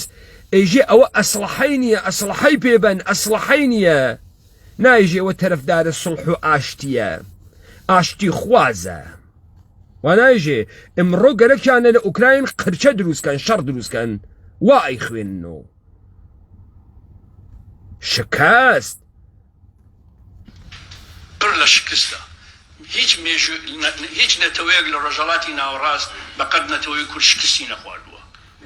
بۆ لەبەر خاتری ئەوەی کە هیچ کام لە حرەکەت گەلێک کە تۆ پێتوت کوردی نەبوو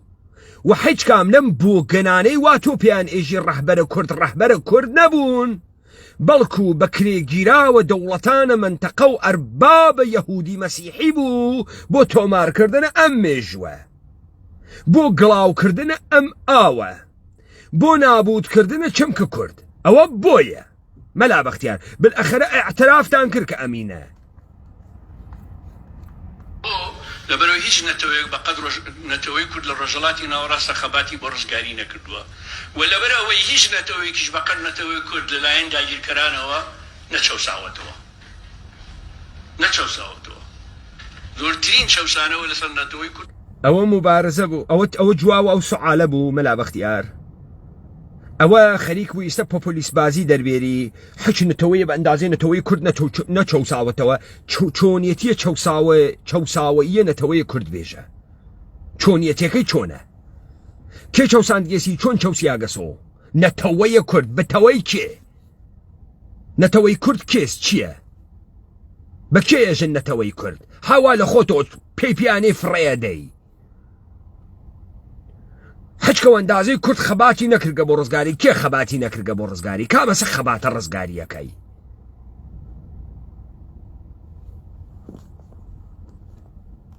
بابا هەر خودە ڕزگاریەکە تعریفکەن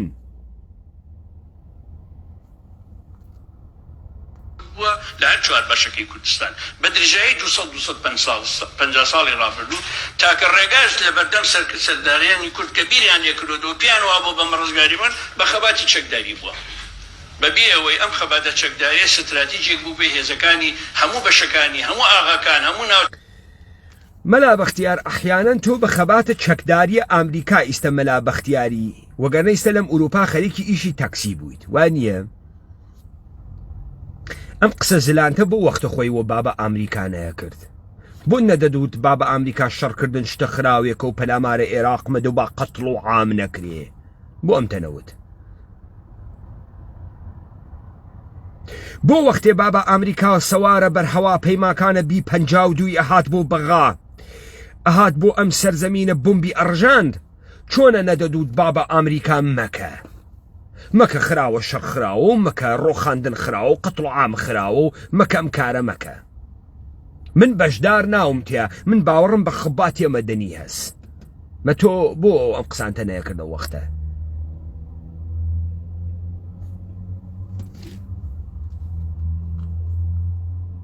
شەکان هەموو دەبەرەکان کۆکرابێتەوە لەژێر دەستی ئەمە ڕاپەڕینی ئەم ساڵی 1991 من دوێنێش پێرێش شتێکم نووسی ئێستا ئەمەوە کورتەیەکی باسکەم هەڵەیەکی گەورەیە ئامادەبووان هەندێک کەس لە کوردستانە پێیان وایە ڕاپەڕین دەمێکە بیری لێکراوەتەوە لە کوردستانە ساڵەهای ساڵە بیری لێکراوەتەوە ئێستا باسم کرد پێش ڕاپەڕین مفاوەزات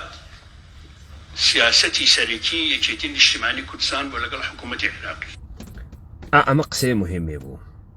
پێش لە ڕاپەڕین یانێ بەر لە ساڵە 91 کە بابە ئەمریکایان حملە بکاتە سەدام حوسێن سیاسەتە سەرەکیە یەکێتیە نیشتمانی چی بووگە مزاکرەکردن بووگە وەکو ئەو ڕەحمانە قاسملوو بۆ مزاکرەکردنە چون وەختێ تۆ وەخۆت ئێژی شۆڕش تئۆری ئەیکا تۆ تئۆریەک تەرحەکەی ئێژی ئێمە ئەمەینە دوژمنەکەمان ئەمەسە دوژمنەکەمان ئەمانە لە ئێمە ئەسێنێت و ئێمە بەرامبەر بە ئەم دوژمنە خەریکین مبارزە ئەکەین و ئەکسەریەتە مردم و ڕای گشتیە مردم بەرەو خۆمان ڕائەکێشین تۆ لەگەرا ڕای گشتیە خەڵکیونیە لە تەزادەکانە جامعە لە دوور خریاگەکانە جامعە لەوانەی وا لە سەربازیکردن ئەترسن لەوانەی وا پوڵ و نان خواردن یان نییە لەوانەی وا مشکلێکیان بۆ پێشتێ دەرەچن نیرو ئەگریت یەکێک خاکە پێدا یەکێ پوڵە پێدا ئەسڵحە پێدا جێگە پێدا تۆ لە ژێر و خەریکی مزاکرەکردنی بەشک و پۆستێکە پێبەن زاهرن ئەمە خاوێنترین هەستە ئێوە بووگە لەم شتێککە پێێژن شۆڕش گڵاوترین کارێکە کردکتانە چییە داردەسوگن تا مەفهومە کورد لەبین بوون ئێمە بکەنە قەومی ئیتنیک ئێمە بکەنە زوان و ئێمە بکەنە ناوی یەکسری خاستەهای بروکراتیک بەناوە مەسئلەیە کورد و قەزیە کورد پس ئێوە لەسەر مەفهومە کورد نەوێسیاگن کە ئەحیانەن ئادرنەسە کورد دوژمنە کورد لە کورد دوورۆکەنەوە نە ئەوە نییە ئێوە خەریکن لە بەرامبەرە ئەو شتەی واتۆوتە کورد چەوسیا گەسۆ خەریکن لەگەڵ یا مەعامەڵە ئەکەن ئەووە پیاکتان نازانی ئەنا ئێوە حازرن وە نۆکەری دەی تۆ چۆن بەمە ئێژی ڕەوتە کوردی ئەیسە خۆت ئەترافەکەی تۆ چۆن کارە نەکردگە بۆ مەفهومە کورد بۆ مەفهومە ئازادی بۆ مەفهومە جەهانە اختیار و جەهانە کوردی بعد تەوەقۆت ئەس مردمە کورد لە پشتی توابێت چۆن لە پشت توابێت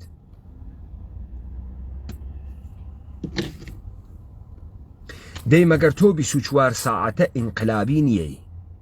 تۆ شغڵێکی ترە لەم دنیا کردگە وەکو من چووگیتە سەرە کارنانە خۆت دەری بێری تۆ 24 ساعەتە کارت ئەمە بووگە کە تەکە حکوومەتێکا شەڕکەی چۆن ئەم 24 ساعەتە کە تۆ ئازاد بووگی لە 7 ڕۆژە لە هەفتا تۆ تەوانە خەڵقکردنە یەک چمک یەک دێر تعریفکردنەوەی خۆتە نەوگە پێناسەکردنە دوژمنە نەوگە بۆ ئەمە نیشان نادا تۆ ئیرادت لە خۆت نییە ئەمە نیشان نادا تۆ لە جێگەیەکا مەئمور کریاگی کارە نییە بەسەریەوە بزانە کەسێک کە ساحێ و دوکانە بیر لەوە ئەکاتۆ کە مشتریەکانی ڕاگری بیر لەوە ئەکاتۆ فرۆشی بڕواتە خوار زەرەر ئەکا بیر لەوە ئەکاتۆ کالای خاص بێری بیداتە دەستی مشتری بەڵام کەسێک وا کرێکارە لە دوکانەکە بووی مهم نییە لەگەڵ مشتری بەرخوردە خراوەکە جنسە خراوەداتە دەسە مشتری دوکان قیمەتی تێتە خوارە و نایەتە خوار و فرۆشی تێتە خوار نایەتە خوارە و بووی مهم نییە چون ئەو ڕۆژانە ڕۆژێک 40 پۆند دەگرێ ناوێت و 100 پۆند وەلێ کاورای دوکاندار ئەگەر خاص ڕەفتارکە ئیمکانی هەز ڕۆژێ 1000 پۆند فرۆش بکاتە 5000 پۆند فرۆش تۆ ئەگەر خۆت شۆڕشە کردگە و خۆت بۆ خۆتی ئەەکەی چۆن بیر لەوە ناکەی تۆ تەمامە ڕێگە گەلێک دروستکەی کە بتوانێت لە سفر و دەسەڵات دروستکە ئیستە تۆ ببی بە مەکتەبێک و دانشگاهێک و زانایەک کە دنیا متالعەت لێ بکە کە تۆ لە فشارە توانیت ڕێگە گەلت جەدید دروستکەی چۆن تۆ واتە پێناتە چون تۆ خیاڵە ڕاحەتە چون تۆ نانەکەت و ئاوەکەت و هەچیشتە لە جێگەی کۆتیت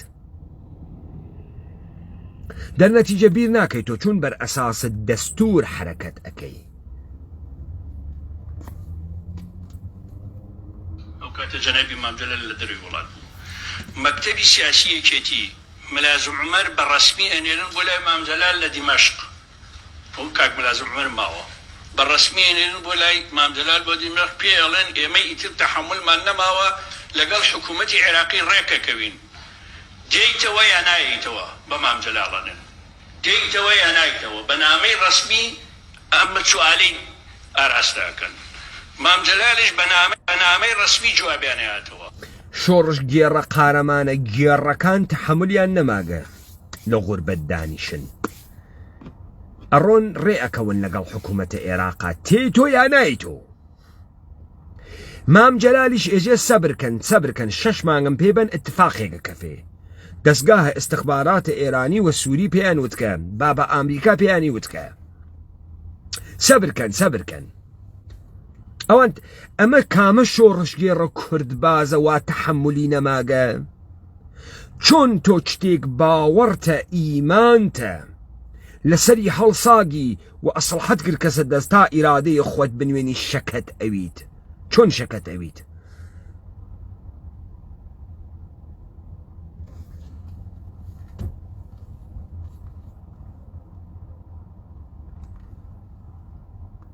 لقال ملازم عمر بدور دريجي مناقشاك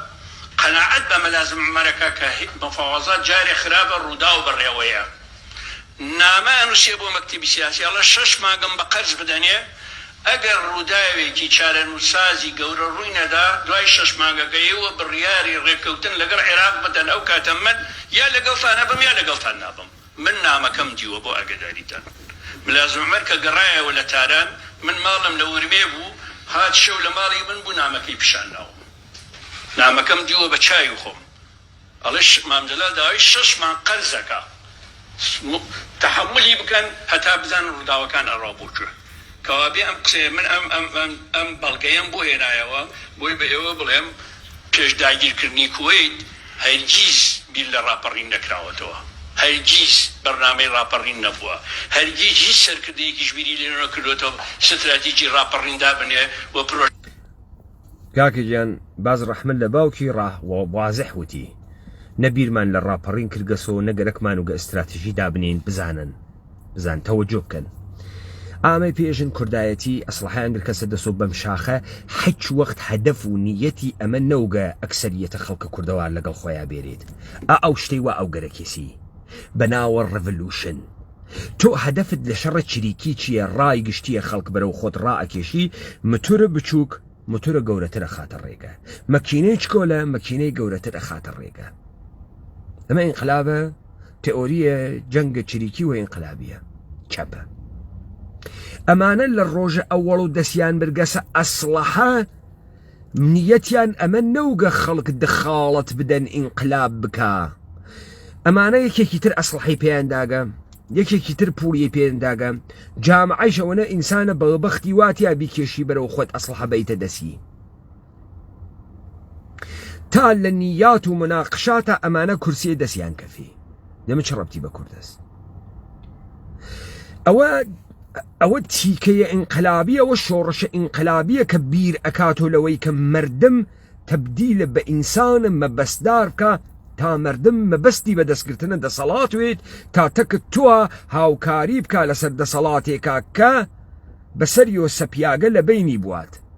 هاوکاری لەگەڵ مؤسساتی نەکە لەگەڵ قانون و یاساکانی نەکە لەگەڵ دام و دەستگاکانی نەکە و هاوکات تۆ داڵدە بدا تا تۆ بتوانی گورزی لێ بدەی و ئەو گورزەکان قورسترۆ بکاتە لە سەرشانە حاکمیەت ئێوە ئەمە نەوگن ئێوە چکارن شۆڕش گێڕ حتا خوا حەز ئەکا گێڕ بۆیە تەقەی سەرتان تێژی کەر و گاو مەڕ و ماڵاتن خەڵق قسەتان بۆ ئەکا مەڕ ئەوەنۆ تەماشای ئەکەن مەلا بەختیار ئەم خەڵکەوە ئێوە گەوشتان کردگە نازانی وەێ تۆ خاس ئەزانی من ئۆسای داسانەکەم و خاس ئەزانی من ئەزانم ئێوە چەنی فاسد و درۆزن و بێ ئەقڵ و بێ ئێرادەن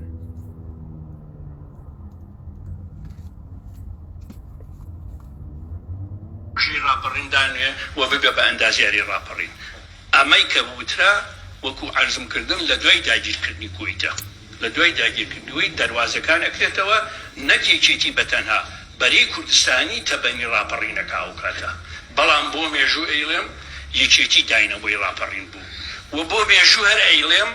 لەسەر مفاوازاتەکە وتم بەسەرەحەت دە تۆ چۆنم تەناقزە دروستەکەی تۆ نە ئەستراتیژیت ڕاپەڕینە نە تئوری ڕاپەڕینت هەست چۆن داینەمۆی ڕاپەڕینی چۆن داینەوەی ڕاپەڕینی یەکشتی داینەوەی ڕاپەڕین بوو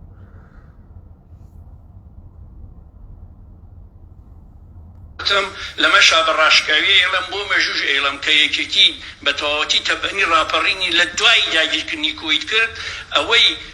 ئەوەی کە نەخشەی ڕاپەڕیندانە مەرحوم نەشوران مستەفا بوو ئەمەش حەقیقەتی مێژوویە ئەمێ هەردوو جیوەکەی وەکو خۆی باس بکەین ناتوانین جیوە باس بکەین جیوەکەی تری فەرامۆش بکەین دینیمان ڕاپەڕین چی وەرچەرخانێکی دروست کرد گۆڕانکاریکی زۆر زۆر گەورەی دروست کرد ڕاپەڕین نەک لە کوردستانە بەڵکو لەسەر ئاسی دنیا معادلەکەی گۆڕی دنیا هێنایە سەرخەت بۆ پشتیوانی کورد کۆڕەویش سەرنجامی ڕاپەڕین بوو یعنی ئەگەر من لێوە پرسم ئەگەر خەباتی چەکداری شکستیشی بهێنایە بە تەواوەتی یەک پارتیزانیش لە کوردستانە نەمانایە کۆڕەوە بوو لە کوردستانە بەعکسەوە ترسێکی سایکۆلۆجی گەورەتر لە ناخی خەڵکە ئەمایەوە هیچ کۆڕەونەوە بوو بەڵام ڕاپەڕین چکە هەموو خەڵگەگە ڕاپەڕین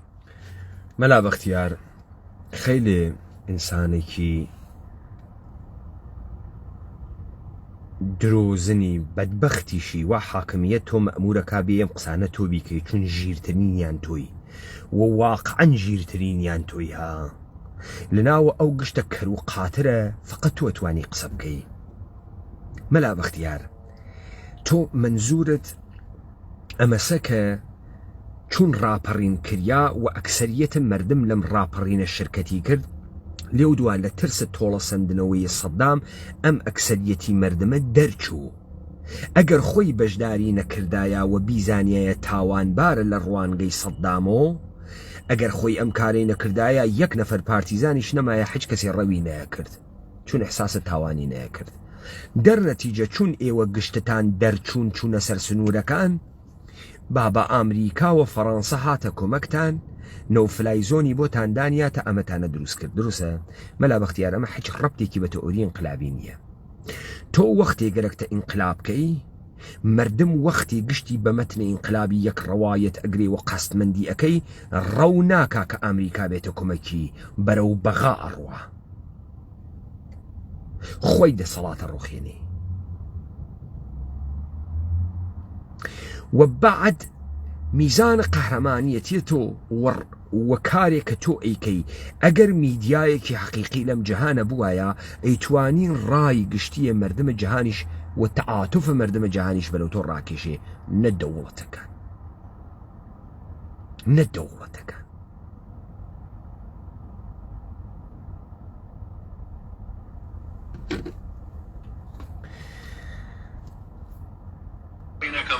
هەموو خەڵکەکە لە دوای داگیرکردنی کۆیت لەگەڵ ڕاپەڕین بوو بۆیە کە شکستێنێ هەموو کورد لەگەڵ کۆڕەو بوو و کۆڕەویش ئەبێ بە بەشێکی تەواوکراوی ڕاپەڕین و ڕای عالەم و دنیا و نێودەوڵەتەکانە گۆڕێ بەرامبر بە کوردستان چاورە یعنی خەباتی شار چ تەئسیرێکی هەیە خەباتی شار چه تەئسیرێکی هەیە ئەمە تەئسیرە خەباتە شار و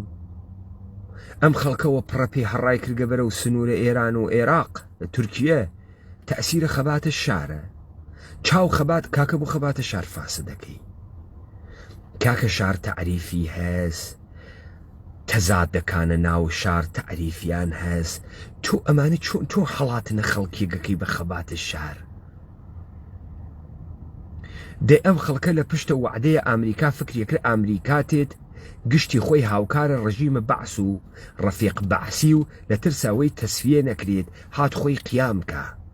لێو دوادی نەخێر ئامریکا سەدامی نەخستوە سەدام جنوبی کۆ کرد و خەریکە تێ بەرەو سەر زیقی کرد دەرچوو بەرەو سنوورەکان ئەمە چ ڕەبتی بە خەباتە شار هەست خەباتە شار کە لە تەزادەکان و تێتە دەر تئۆری هەست و خەڵک بەردەوام ئیدامەی ئەدا ئەخەت باوێکیان هەروە تۆ لە خۆت و تڕەهات فڕە ئەدەی خەباتە شار منم من لە ناو شار لەدایک بووگم بۆ لە ناو شار ئێمە ئابا و ئەژدادمان وا ئەو منتەقەیە مەڕەخێڵ و دەشتی سازان و ئەوانە تا ئەنجیر بوو تا ئەوانە مڵکیان بوو گشتی لە ئێمە سندریاوە ئێمە فڕە دریاینە ناوە شارەکان بێ زەمین بێ چراگا کریاین بێ ئاڵەفجەڕ کریاین بێ باخ کریاین بێ کەژە بنێشت کریاین هەرچێکمان مەدەسۆ نەما فڕە دریاینە ناوە شارەکان بابەکانمان بوونۆ کارمەند بۆ دەورەی ئێمە کارمەندیش نەما چون سڵتەیە بروکراتیکە دەوڵەتی یەهودی زەرفەتی پڕبوو بوو ئێمە بووین بە توودەیە بێمەسرەفە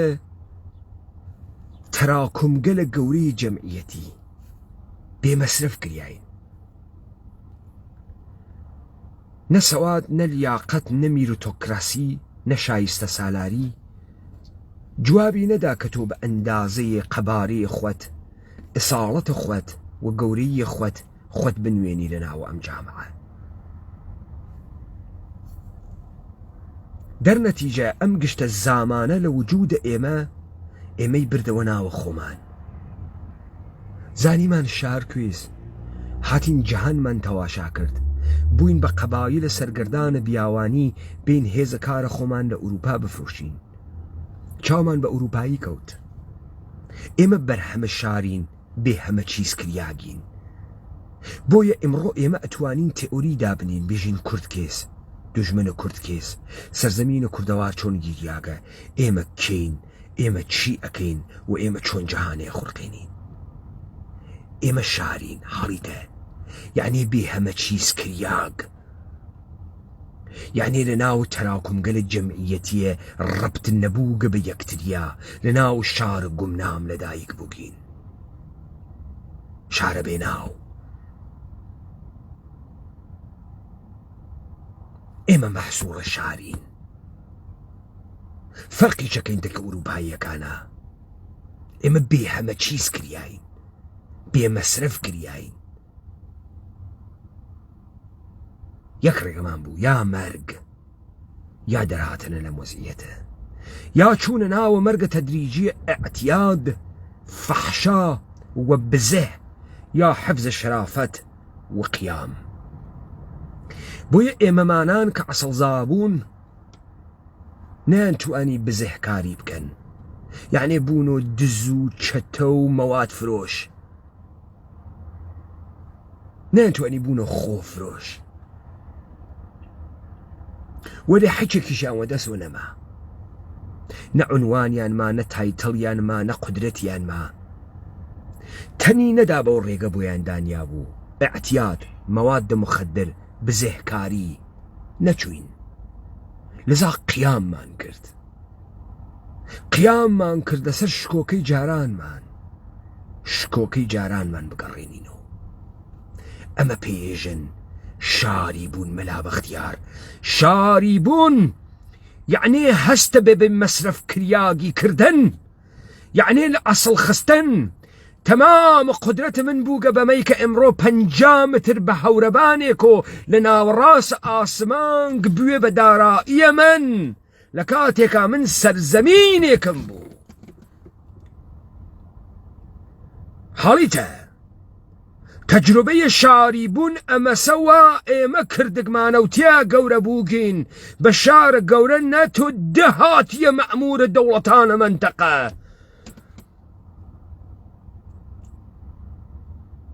شاری بوون دارای پیچیدگیها و دەردگەلە عەزیمە خۆیەسی وا ئێمە دروست ئەکات دەهاتی تۆ نافەمی ئێمە کەین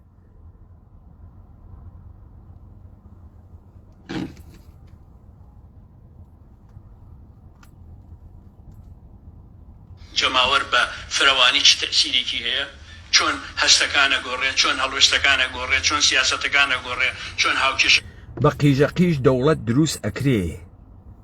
وەلێ ئێوە فکرەکەن وە نرکە ژێرە ئەرباب دروسیەکەن چون تا ئیستا و نرکە ژێرە ئەرباب واتانە پێهاتکە خانەمە سۆما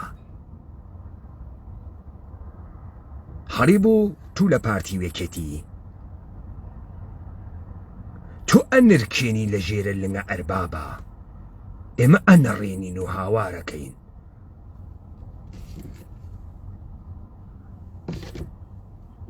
ڕۆڵە با بزانی تۆ وا زوانت کردگەسە با بزەنە جەرگە سوتاوت فکرەکەی چارت دەمە ئێمە ئەەکەی کورە دەهاتی خوا ئازانێت تۆ لەکوێدا کەوتگی لە قزی وات پێ خەم 4 هەفتە هەڵەسی تۆ لەسەری جێگەی خوات تۆ جندە 2000یش نییەی لە فاحشەگیشە ناتوانانی لە تارانیە بیوەی تۆ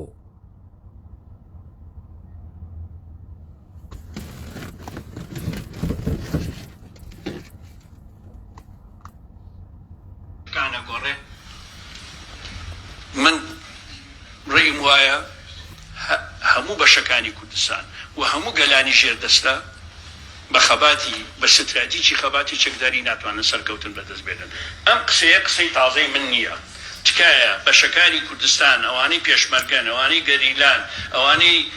حەچێکن جێگەی شانازین بۆ نەتەوەی کورد وای تەفسیر مەکەن من ئێستا دڵی هیچ شتێک و شەرکسار دەکەمەوە من لەگەڵەوە نیم هیچ شتێک و سەرە چەکەکەی فڕەبدا بەڵام من ساڵی 1989 ئەم قسەیم کردو مش کتێبەکەمە ساڵی 1989 لە دوای تەواوبوونی جەنگی سارد ئەم کتێبەم نووسیەوە بە ناوی شۆڕشی کوردستان و گۆڕانکارەکانی سەردەم ئەوە لە دەرەوە دەور 50 دانەیەکمان داناوە هیوادارم ئەوەندەی لێرن بەرتان بکەوێ و بیخوێنەوە جارێکی تر لەوێ ئاڵێم لە دوای تەواوبوونی جەنگی سارد لە دوای ڕوخانی شوورەوی و ئەوروپای شەرقی لە دوایەوەی چین بە هیچ شێوە یارمەتی گەلان نادا ستراتیجی خەباتی ڕزگاری بۆ گەلان کۆتایی هاتووە و ئیتر لەمە و دوا خەباتی مەدەنی بەسە تا من نیشانە بە مەلا بەختیار ستراتژی نە ستراتژی تۆ ئەتوانی ئفتدا بە ساکن قسە بکەی ستراتژیە شەڕە چەکداری ئەمەسەوا من تابۆتی ورتکەمەوە بە قیاس بفەهمی تێ هەڵدریاک لە توو لە عمرتانە ئێوە بێجگە لە مزوربوون هیچێکی تر نەوگن بزانە شەڕە گریلایی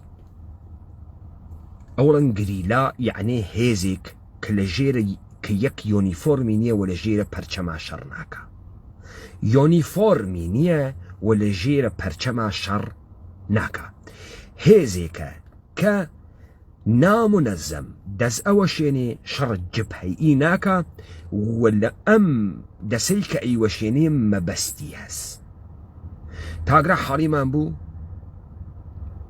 حاڵیمان بوو لە پێناسەکردنە شەڕە گریلایی جائیس بابێ مەسەری لە شەڕە گریلاییە تۆ فکر ناکەی کە بە شەڕە گریلایی بە ئەستەسنای کوبا چون کوبا داستانێکی تری هەست کە من بەحسی یەکەم تۆ لە شەڕە گریلاییە ئەرتەشە منەزەم ناتوانی لەبین بووی منابع ئینسانی و ماڵیە بێنەهایەتە دەوڵەت ناتوانی لەبین بووی بە شەڕە گریلایی تاگرا حاڵیت بوو مەلا بەختیار پس ئەمە هەم من ئەیزانم هەم تەمامە دنیا ئەیزانێ هەم تۆ ئەیزانی ئەی کارکردە ئەم ئەبزارە چییە بزانە مەلا بەختیار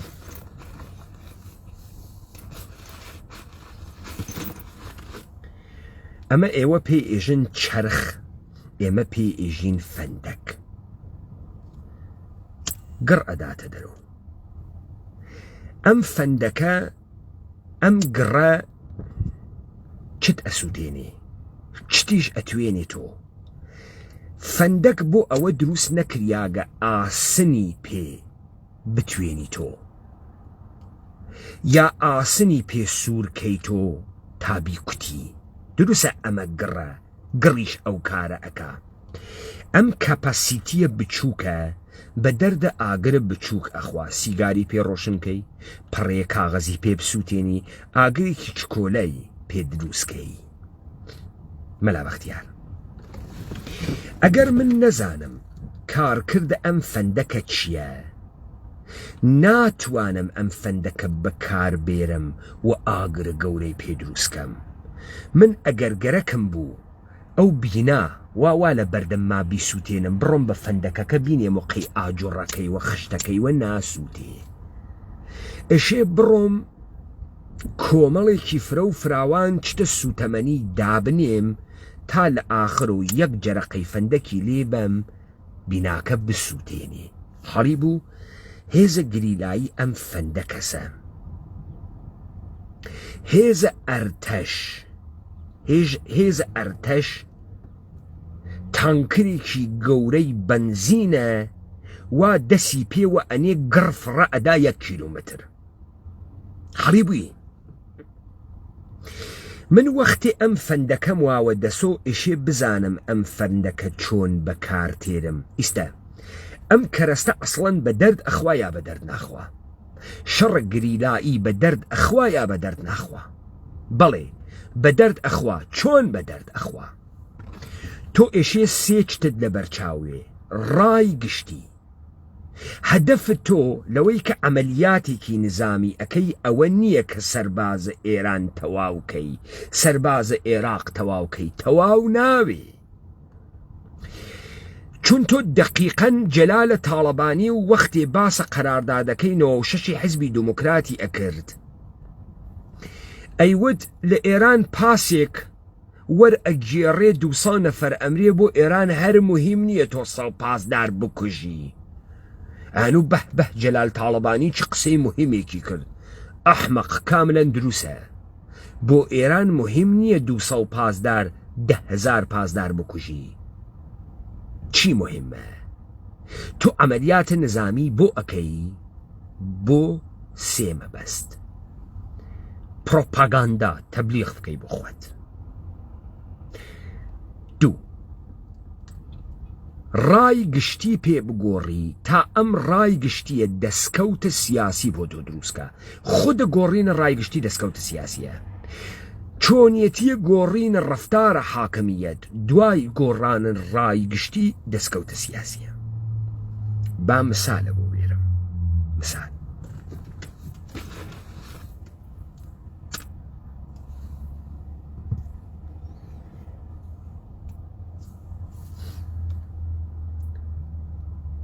لەو جێگە وا حاکمیەت پەلامارە مردمی داگە، تۆ حزور پەیا ئەەکەی، 2 نەفەر لە حاکمیەت ئەکوژی یا مؤسسات دەوڵەتە حاکمیەت ئەدەیتە بەر هێرش لەگرا چه ئیتفاقێکە کەفێ. تۆ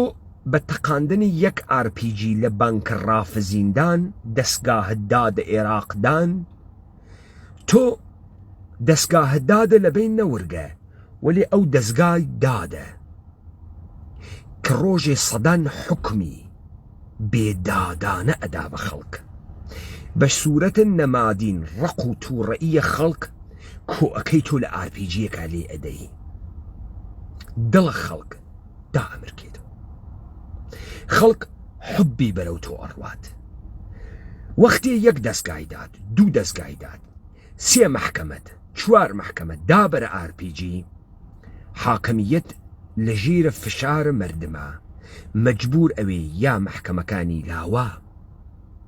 یا ڕەفتارە خۆی لە محکەمەکانە بگۆڕێ.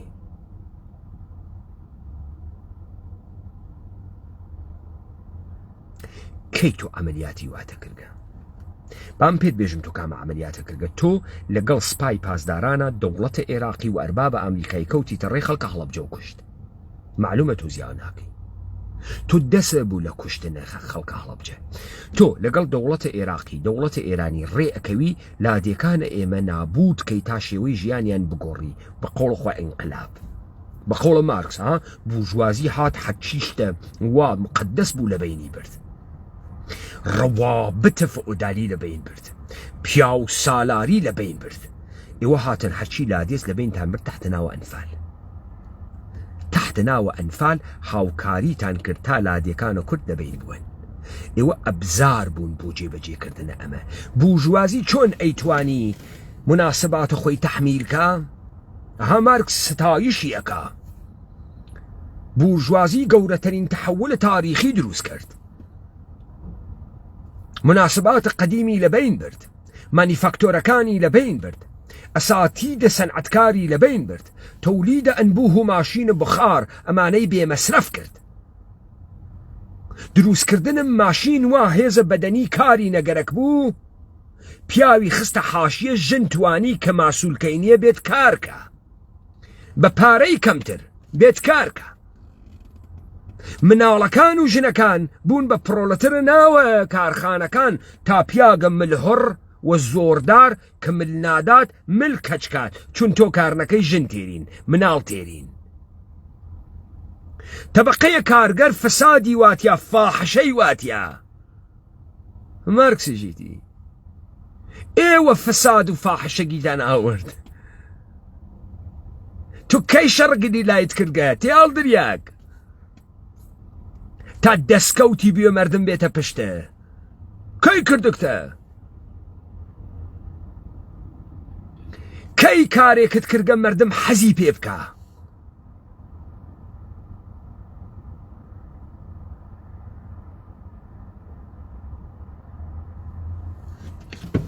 تا تۆ بێژی شەڕە گریلایی کارکردی نییە چیت کردگە بۆ گەن لە شەڕە گریلایە چیت کردگە ڕووینە فڵانە دێنانە لەمە بخوێین جاشەکان هاتن دامان لە دوو دەبابە دێ تۆ ماڵە خەڵکە وێران کرد تێ هەڵدریاک دەی مەردمە نابوت کرد ڕوویتە سەر سفرەکەی ڕوویتە ماڵە مەردم دەستی گرت و دەمە مناڵەکەی نەقیژێنێ تا جاشەکان پێشمەرگەکە نەگرن مناڵەکەی مرد و پێشمەرگەکە تێ قوچان و دەرچوو دای کێما و تەسویرە قەتڵێ لە مناڵێکی ساوای بەرمەمکەن وا خنکەندی بۆ تۆ بێشەرەف تۆ تەسویرە قەهرەمانیت بۆ مەردم دروست کرد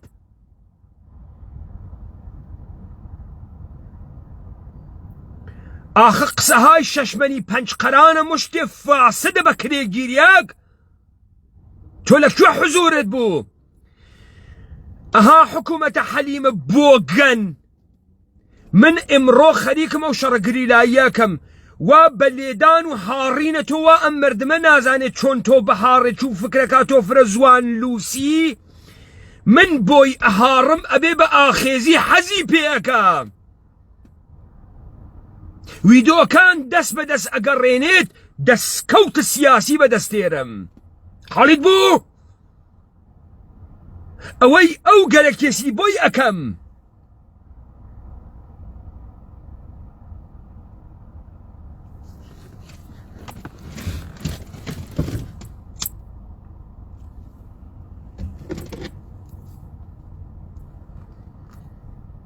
خەباتی ڕاپەڕین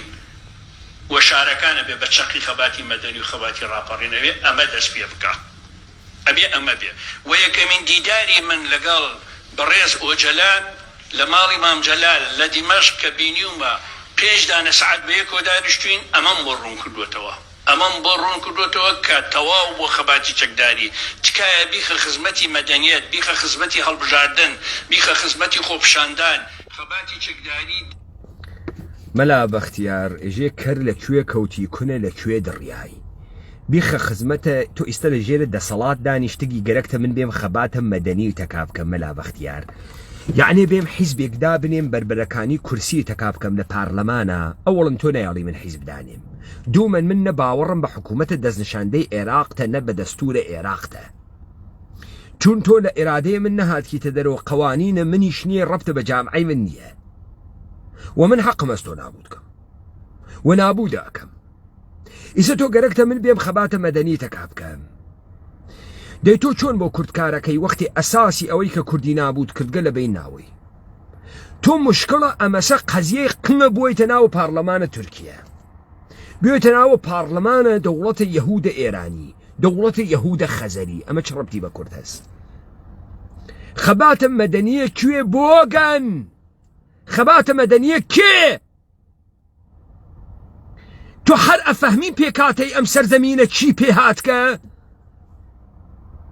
خەباتە مەدەنی بۆ کێ باسەکەی لە سەرزەمینێکا کە چینە میدڵ کلاسی نییە چینە بورژوای نییە نێسی ئەفەهمی بۆگەن ئێمە لە عنوان خریاگەکانین ئێمە دۆزەخیانین قیامەتیانین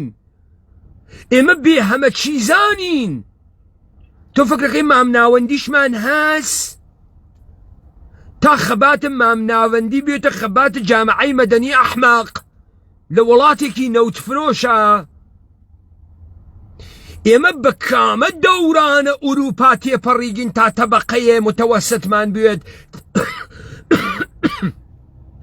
کە بابە مارکس گەرەکی وێ تەبەقەی متەوەسط لەبین بووە تا ئینقلاب کۆمونیستی بکات. خەباتە مەدەنی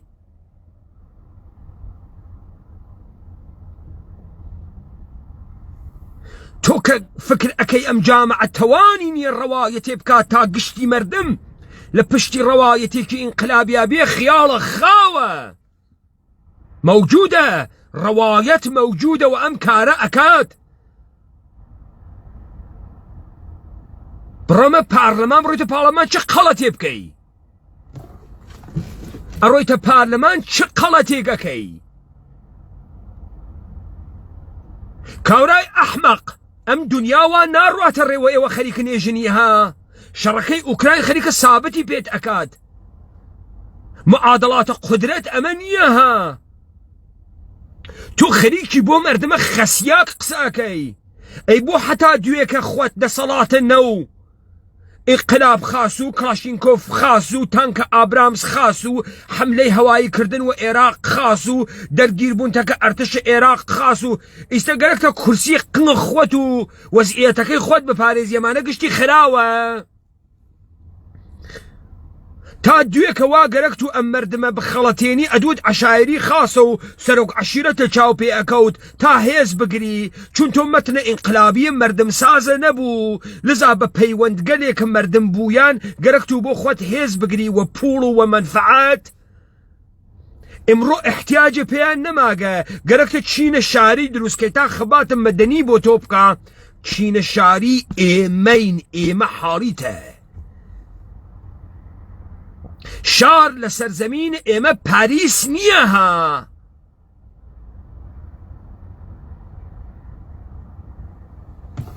ئێمە ڕعیەت نەوگین کە ئەرباب زەمینی لێمان سندوێت نانمان نەوێت 400 ساڵە وەیلان بین لە برسێتیە. ئێمە بە قودرەتە کۆمپانیە هەندە شەرقی و دروستکردنە بازارە سەرمایەیە کۆمپانیە یەهودی مەسیحی لە شێوەیە تەولیدە خۆمان کەوتین و لە ئەساڵەت کەوتین بە پرۆژە گەمار و دریاگین. ئێمە ئەسڵزای لە ئەسب کەوتگین. ئێمە ڕعیەتە ڕعیەت زادەی ئیبنە ڕعیەت نیین وەکوی ئوروپاییەکان کە بووینە پرۆلەتەر. ئێمە ئەشراف زای و ڕعیەت کریاگین بۆیە مقاومەتەکەی ناوین و ڕعیەت. تۆ گەرەکتە ئادرس بۆ کوێ بدەی چون تۆ حکوومەتی ئەکوژی ئێمە خەباتە مەدەنیکەین تۆ بکوژە تا منیش وەکو سەگ لێو بتۆپێنم. من بەر لەوەی تۆ بتۆپێنم خەڵکم مەوردە خەتاب قەرارداگە تا کوشتنە تۆ شەرعیەتی بوێ. تۆ هەر دانێ لە من بکوژی زیاتر بە مەرگە خۆت نزیکە ئەوی تۆ ئەمە شعار نییە. من دەری ئەخەم تۆ لە تاوە بێدەرەتانیە خەڵکە ئێمە ئەکوژی هیچ دەلیلێکە نییە بۆ کوشتن تۆ بێدەلیل ئەکوژیت.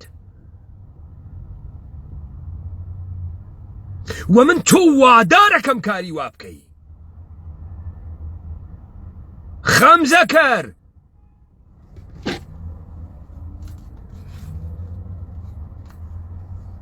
دەرسێک لە ئێمە وەرگران شارەکانی باکووری کوردستانتان پێ ڕزگار ناکرێ. باکووری کوردستان وە لە کتێبی لە بریبیرەوەری بخوێننەوە کاتێکە ڕۆژهەڵاتی کوردستانیش لە گفتوگۆکان لەگەڵ حکوومەتی ئێستای کۆماری ئیسلامی ئێران گەیشتە من لەگەڵ کۆمەڵێک لە سەرکردەکانی ڕۆژهەڵاتی کوردستان ڕێیم وا بووە پەلە نەکەن لە خەباتی چەکداری. هەلومەرجی بابەتی بۆ خەباتی چەکداری لە ڕۆژهەڵاتی کوردستان لەبار نییە.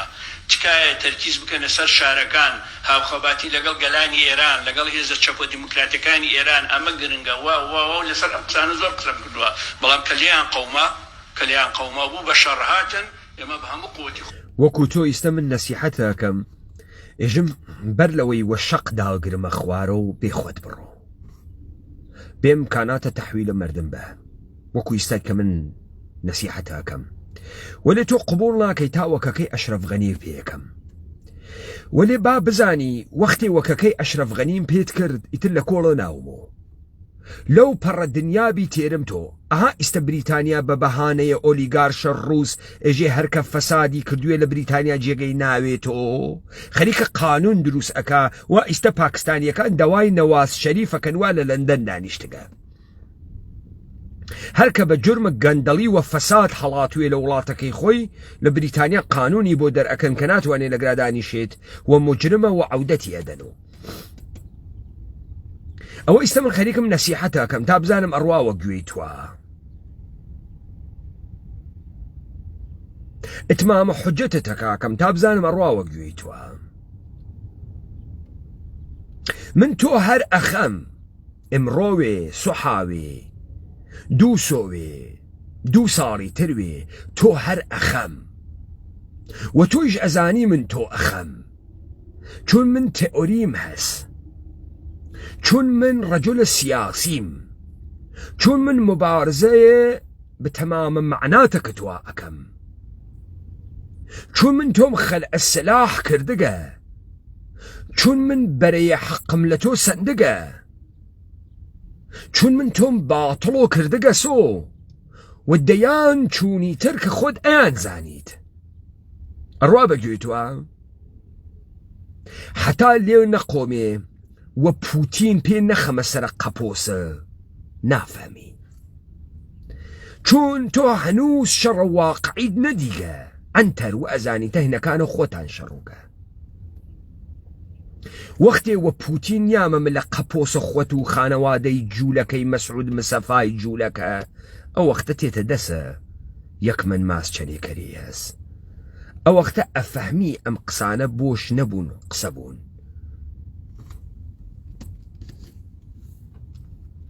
حتما ئێشێ پۆتینەکە بخەمە سەرە قەپۆسە تا بفەهمی خۆمان وەکو یەکێتی نیشتیمانی کوردستان ئەوسا پشتیوانیمان کردوون خۆشم پشتیوانیم کردوون خۆشم پشتیوانیم کرد ئێستاش ئەیڵێم چەقی شارەکان سەنگەری ڕزگاری گەلانە چەقی شارەکان تاقە ئومێدە بۆ ئازادی چەقی شارەکان داخوازەکانی کورد لەناو پەرلەمانەکان لەناو خەباتی سیاسی لەناو خەباتی جەماوەری بە قۆناغ دێتە دی بە خەباتی چەکداری تەنها لە حاڵەتێکە ئەتوانی سەرکەوت بەدەستبێنی حکوومەتە مەرکەزیەکان یا ئینقلابیان بکرێتە سەر یان وڵاتێکی تر بچە داگیریان بکە لە حاڵەتێکی وا ڕەنگە معادلەیەک بێتە پێشەوە لە شاخەوە بتوانێت گۆڕانکاری گەورە بەدی بێنی و بشتە ناو شارەکانێکینە بڵێ وەکو شۆشی چین خەباتە مەدەنی قۆناغە بزانە ئاغای مەلا بەختیار با من حاڵی کەم ئەم قسەی کە تۆ کردت بۆ بەتاڵە بزانە ئاغای مەلا بەختیار وەسە ئەمە تۆ بێژیت یاڵەتە متحدەیە ئامریکا 12,000 کولاهەکە هەستەیی هەست 1 ملیۆن ئەرتەشی هەست بانکە جەهانی واوە دەسۆ فدرال ریزێڤ ئامریکای واوە دەسۆ یەگانە ناوگانە دەریایی هەست لە ناو ئۆقیانوسەکان و ئاوەکانە دنیا تۆ بڕۆی و شوعاردان لە بەردەمی ئامریکا وادار بکەی کە بۆمبە ئەتۆمەکانی لەبین بووە لە بینی برد تا ئیستا لە بینی بردگە لە بینی ئەوات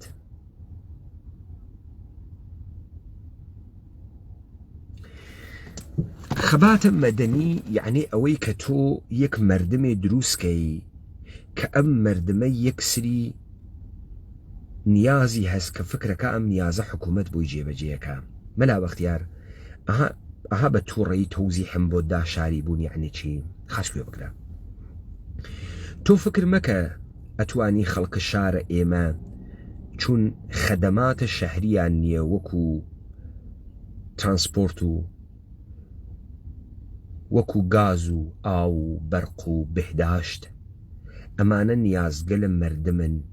و تۆ ئەتوانی ئەمانە تەبدیل بکەی بە مبارزاتە مەردم تا مەردم لە ژێرە ناوە NGO و تەزاهورات بێت بۆ ئەم خەدەماتە ئەمانە جێبەجێ بکە مەلا بەختیار گوێت نەدازانی ئەگرا کوێس ئەگرا سەرزەمینە کوردەوارە لەگرا ئینقلابە سەنعەتی نەکریاگە لەگرا حکوومەتە ئەشراف و حکوومەتە طبقەیە ڕۆحانیەت مۆنارش و ئۆلیگارش موجود نەوگە تا بەشێکی فرق قسمەتە ئەعزەمە جەمعیەتە جامعەوێ سەروەند وێت یعنی دەحقان وێت سەروەند لەگرا تجارەتە دەریایی سوورەتی نەگرتگە تا عیدەیەک مردم زەمینیان لێ بسێنەوە بێزەمین بکرێن لەگرا مانیفاکتۆرەکان کۆمپانیگەلە خصوصی نهاتکن دنیا بکەنە بازاڕە خۆیان مواد دەخام بێرن تا کالا تۆلیدکەن و احتیاجیان بە هێزە کار بوێت تا تۆلیدە سروەتیان بۆ بکە و دەرنەتیجە پرۆلێتاریا دروست بوێت تا بێتۆ لەندەن تا بێتۆ پاریس تا بێتۆ برلین تا بێتۆ نیویۆرک تا بێتۆ مۆسکۆ ئەگرا ئازانی کوێز مەلا بەختیار ئەگرا سەرزەمین و کوردەوارە و سیستەمە جودۆ کریسیانەتی هاتکە کۆمپانیگەلە خصوصیە بازرگانی بۆ دروستکردنە بازاڕە یەکدەسی یەک شکڵ بە تەعاریفە مختلف و تەحتەناوە تورکیە و ئێران و عێراق دروست کردە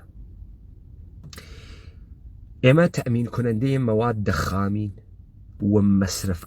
و مەسرف کنەندەیە کالای بونجۆڕین مەواد دەخام ئەفرۆشین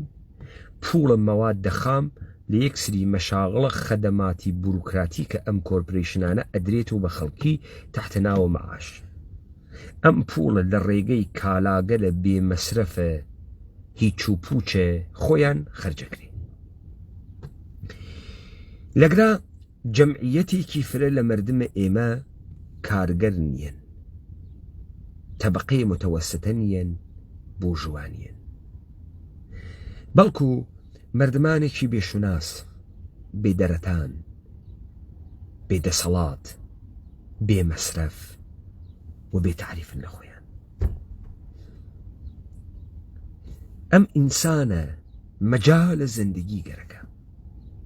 و تۆ توانیکتە بە ئینحرافە لەم ئینسانە واداریکەی کۆچکات دەرچی واداریکەی بەرەو ئێعتیاد و مەوادی مخدر ئێعتیادی بە سێکس بڕواوە خۆی کاولکە واداریکەی خۆی بفرۆشێ واداریکەی بێتۆ قاچاقچی و مەوادە مخدر فرۆش و بزێهکار تا ئەگرا تۆ موفق بووی هەزاران هەزار کەسانی ئاوایی کە من باسم کرد بۆت کۆچ ئەکەن ئەڕۆن بۆ تورکیە بۆ یۆنان بۆ ئوروپا جێدێڵن هەزارانی تر ناتوانن بڕۆن ملیۆنهای تر ناتوانن بڕۆن ئەمانە نەک ئەوەی کە دەنگ ناکەن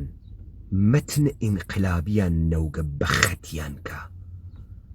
کاورا ئازار وا لە گیانیا وەکو نەخۆشێک کە ناتوانێت تەشخیص با نەخۆشیەکەی چییە کە نازانێ نەخۆشیەکەی چییە ئەڕواتە لای دکتۆرێ تا تەشخیصی بۆ بدات ئەمانە بە تایبەتمەندیە سەرزەمینە خۆیانە مەتنیان گەرەکە تا تۆ نەتوانی لە ژێرە ناوە ئاشغاڵ کۆکردنەوە 2 سەعات کارەبا خەڵک بۆیتە خیابان بەڵکو ئەو هێزە کە بتوانێ ئەم مردمە وا بێ دەسەڵات کریاگە وا بێ کەرامەت کریاگە وا بێ هەمە چیز کریاگە وا بێ مەسرف کریاگە بە خەتیکە و تەبدیلی بکا بە هێزە ئینقلابی بیکاتەوە بە مردمەکانە ئەم سەرزەمینە مردمێک کە بە خاک معنای هەست خاکی کە بە مردمێ معنای هەست تۆ لەمە ئەترسی تۆ لەمە ئەترسی تۆ لەم تەبەقەی شەهریە ئەترسی ئەم تەبەقەی شەهریە هیچ فەخرێکی تیان نییە هاڕیاگی واتیا ئێمە دەرەنجامت گەشەی ئیقتسادی دەرئەنجامت دروستکردنە تۆلید و هاوردە و بردە نەتەقیگین و تا هێزە کاربێرین شارەکەمان بتەقێتەوە ئێمە بە ئێوەمانان کۆچ دریاگین لە ئەسڵ خریاگین ژیانمان کریا منتەقەی شەڕ مەجبور بووین کۆچمان کرد تا لە حەواشی ئەم شارانە ئیستە بووینەوە دەڵاڵ کارگەرە فەسڵی بزێهکار معتاد دەرچووک کرێکارە جەهانی هەڵیت بوو ئەم شارە لەم سەرزەمینە خەیلێ خەتەرناکە مەلا بەختیار ئەمە ئەو شتەسەوە ئەربابە ئەمریکایی نەیخوێنگەسەوە ئەگرا پاریس نییە ئەگرا سەرزەمینە کوردەوارە ئێمە ئوروپاییە جەددەن دەرجەد سەرڤنت نیین وا ڕعیەتی و ئۆبیدیەنس فەرمانبردن جزء ئوسول و قەواعیدمانوێ ئێمە ئەشراف زادەگانە ئەم سەرزەمینینە وا لە ئەشرافیەت کەوتگین بڕۆ مردمە ئێمە وەختی ڕەفتار ئەکا تربیەتە ئەخلاقی ئادا بە هەڵسوکەوتی وەسە ئەم خانەوادەهای ئەشرافیە ئوروپا کە پێی ئێژن ئەخلاق بورژوازی ورد و درسیان وانە دەرسوورەتێکە لەگرا فقط خانەوادەیە مەلەکە واسە دووکەکان وانە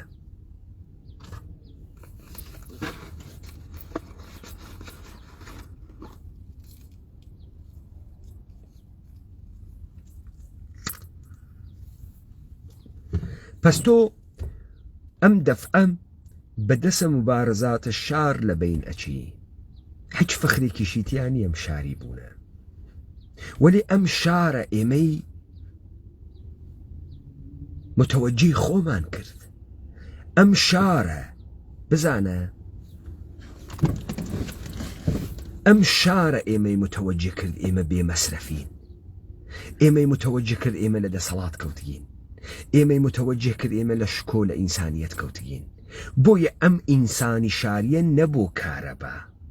نەبوو بێهداشت بوو دەسەڵات قیامەکە و ئەمە ئەسڵەن خۆشایەندە تۆ حکوومەتە حەلیمت و ئەربابە ئەمریکایی نییە ئەمە ئیتر فەرقەکە تۆ گەرەکتە خەڵکی منحرفکەی بۆیە کارەبای پێ نادەی تا بۆ کارەبا بێتە دەرەوە تو خۆت ئامادانە نایکەی نادانە کارەبا خو کارێکی نییە تو بۆ واکەی بەم خەڵکە لەبەرەوەی پێبێژی خەباتە جددی دشار ئەمەسە بێتە دەروبێژی کارەبانیە تو بۆ مەعاشیان پێنادەی تا بێن بێژن مەعاش بەنگرەکە تو خۆت ئامادانەم کارانەکەی ئەربابە دەم کارەکە تام خەڵکی ئێمە یەواش لە مەسیرەکە منحرفکە ئاخێز هاتکە معادڵەی شێوان دەگە معادڵەکە شێویاگە ئیستا ئەم خەڵکە شارە بێ هەمە چیز کریاگە هەمە چیزی گەرەکە دەسەڵاتی گەرەکە و ئەم دەسەڵاتە دروست ئەکاوە دەوڵەتەکان گشتیان لەبین ئەوە منجم لە ئێوەی سەخیف نۆکەر ئەمە کۆی قسەکانی تۆ بوو قسەکانی تۆ توولانین من کۆی ئەەکەمەوە تۆ لەگرا هاتی ئەم قسە بکەی دەورانە ئینقلابات بەسەر هاتکە بعد ئیشارە بەوەکەی ئینقلاب یعنی ئەوەی کە ئێمە بەهاتایەنە ساختارە کۆنەکانمان لەبین بوردایە تۆ نەریتە کوردی خڕۆ ئەەکەی تۆ لە ژن کوشتن خۆ و ئێژی من حملە ئەەکەم بەم نەریتە تۆ ئیستە وە کوشتێ لە قەرنە 21ەمە نەقشە بورژوازیت گرکەسە ئۆهدە نە تۆ لەو وەختەی کە کردیتیانە حیزب بە بەهانەیە چەپ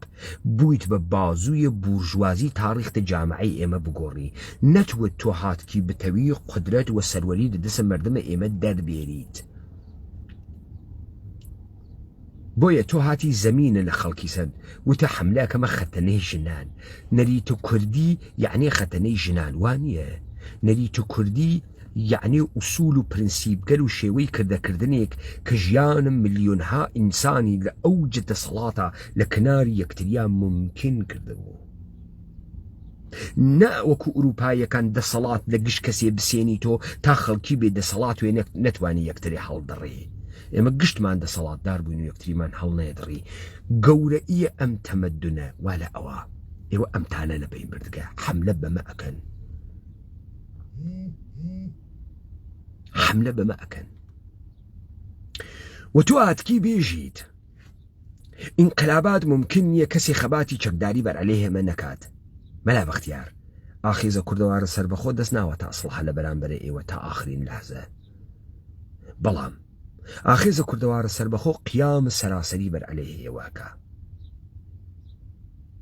بە ئیستدلال تێتە شەڕدان بەچی بە قانون گرکتە قسە بکەی تا بە قانون قسەکەی بە کوردایەتی قساکەی بە کوردایەتی سابتیەکەینەوە هەر کورد نیەن هیچ ڕەبتێکیش تاوە کوردایەتی نییە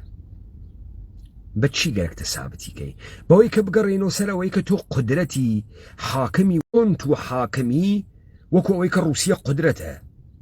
مەیلێسی حەملەکە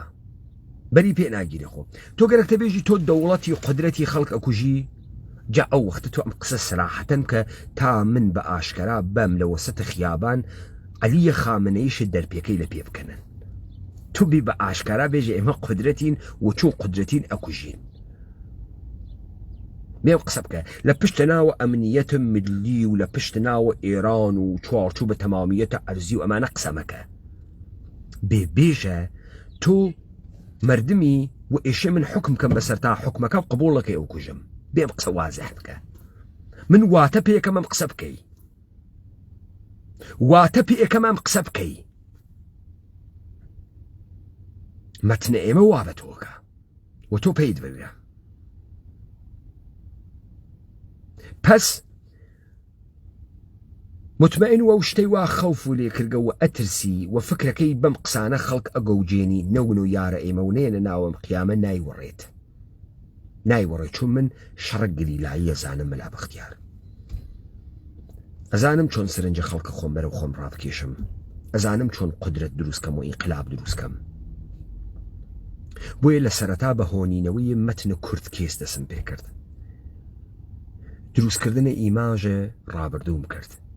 نەقدە وەزعیەتم مەوجودم کرد تەسویرە و مەفهومیزەکردنە زەمانە حاڵم کرد بۆ گەیشتنە بە وەزعیەتە ممکن ئاغای مەلا بەختیار پس بزانە حەدسەکە دروسەوە لە تەلاشەکانت مەزبوحانەست نابوود تانەکەین ئەم چرت و پرتانەی وا تۆ وتە دوو قەران نایرێ و مردمەی وا تۆ دروسە کردگە لەم قسانی تۆ حاڵی ناوی وەزانتە تۆ مهم قسا کردگە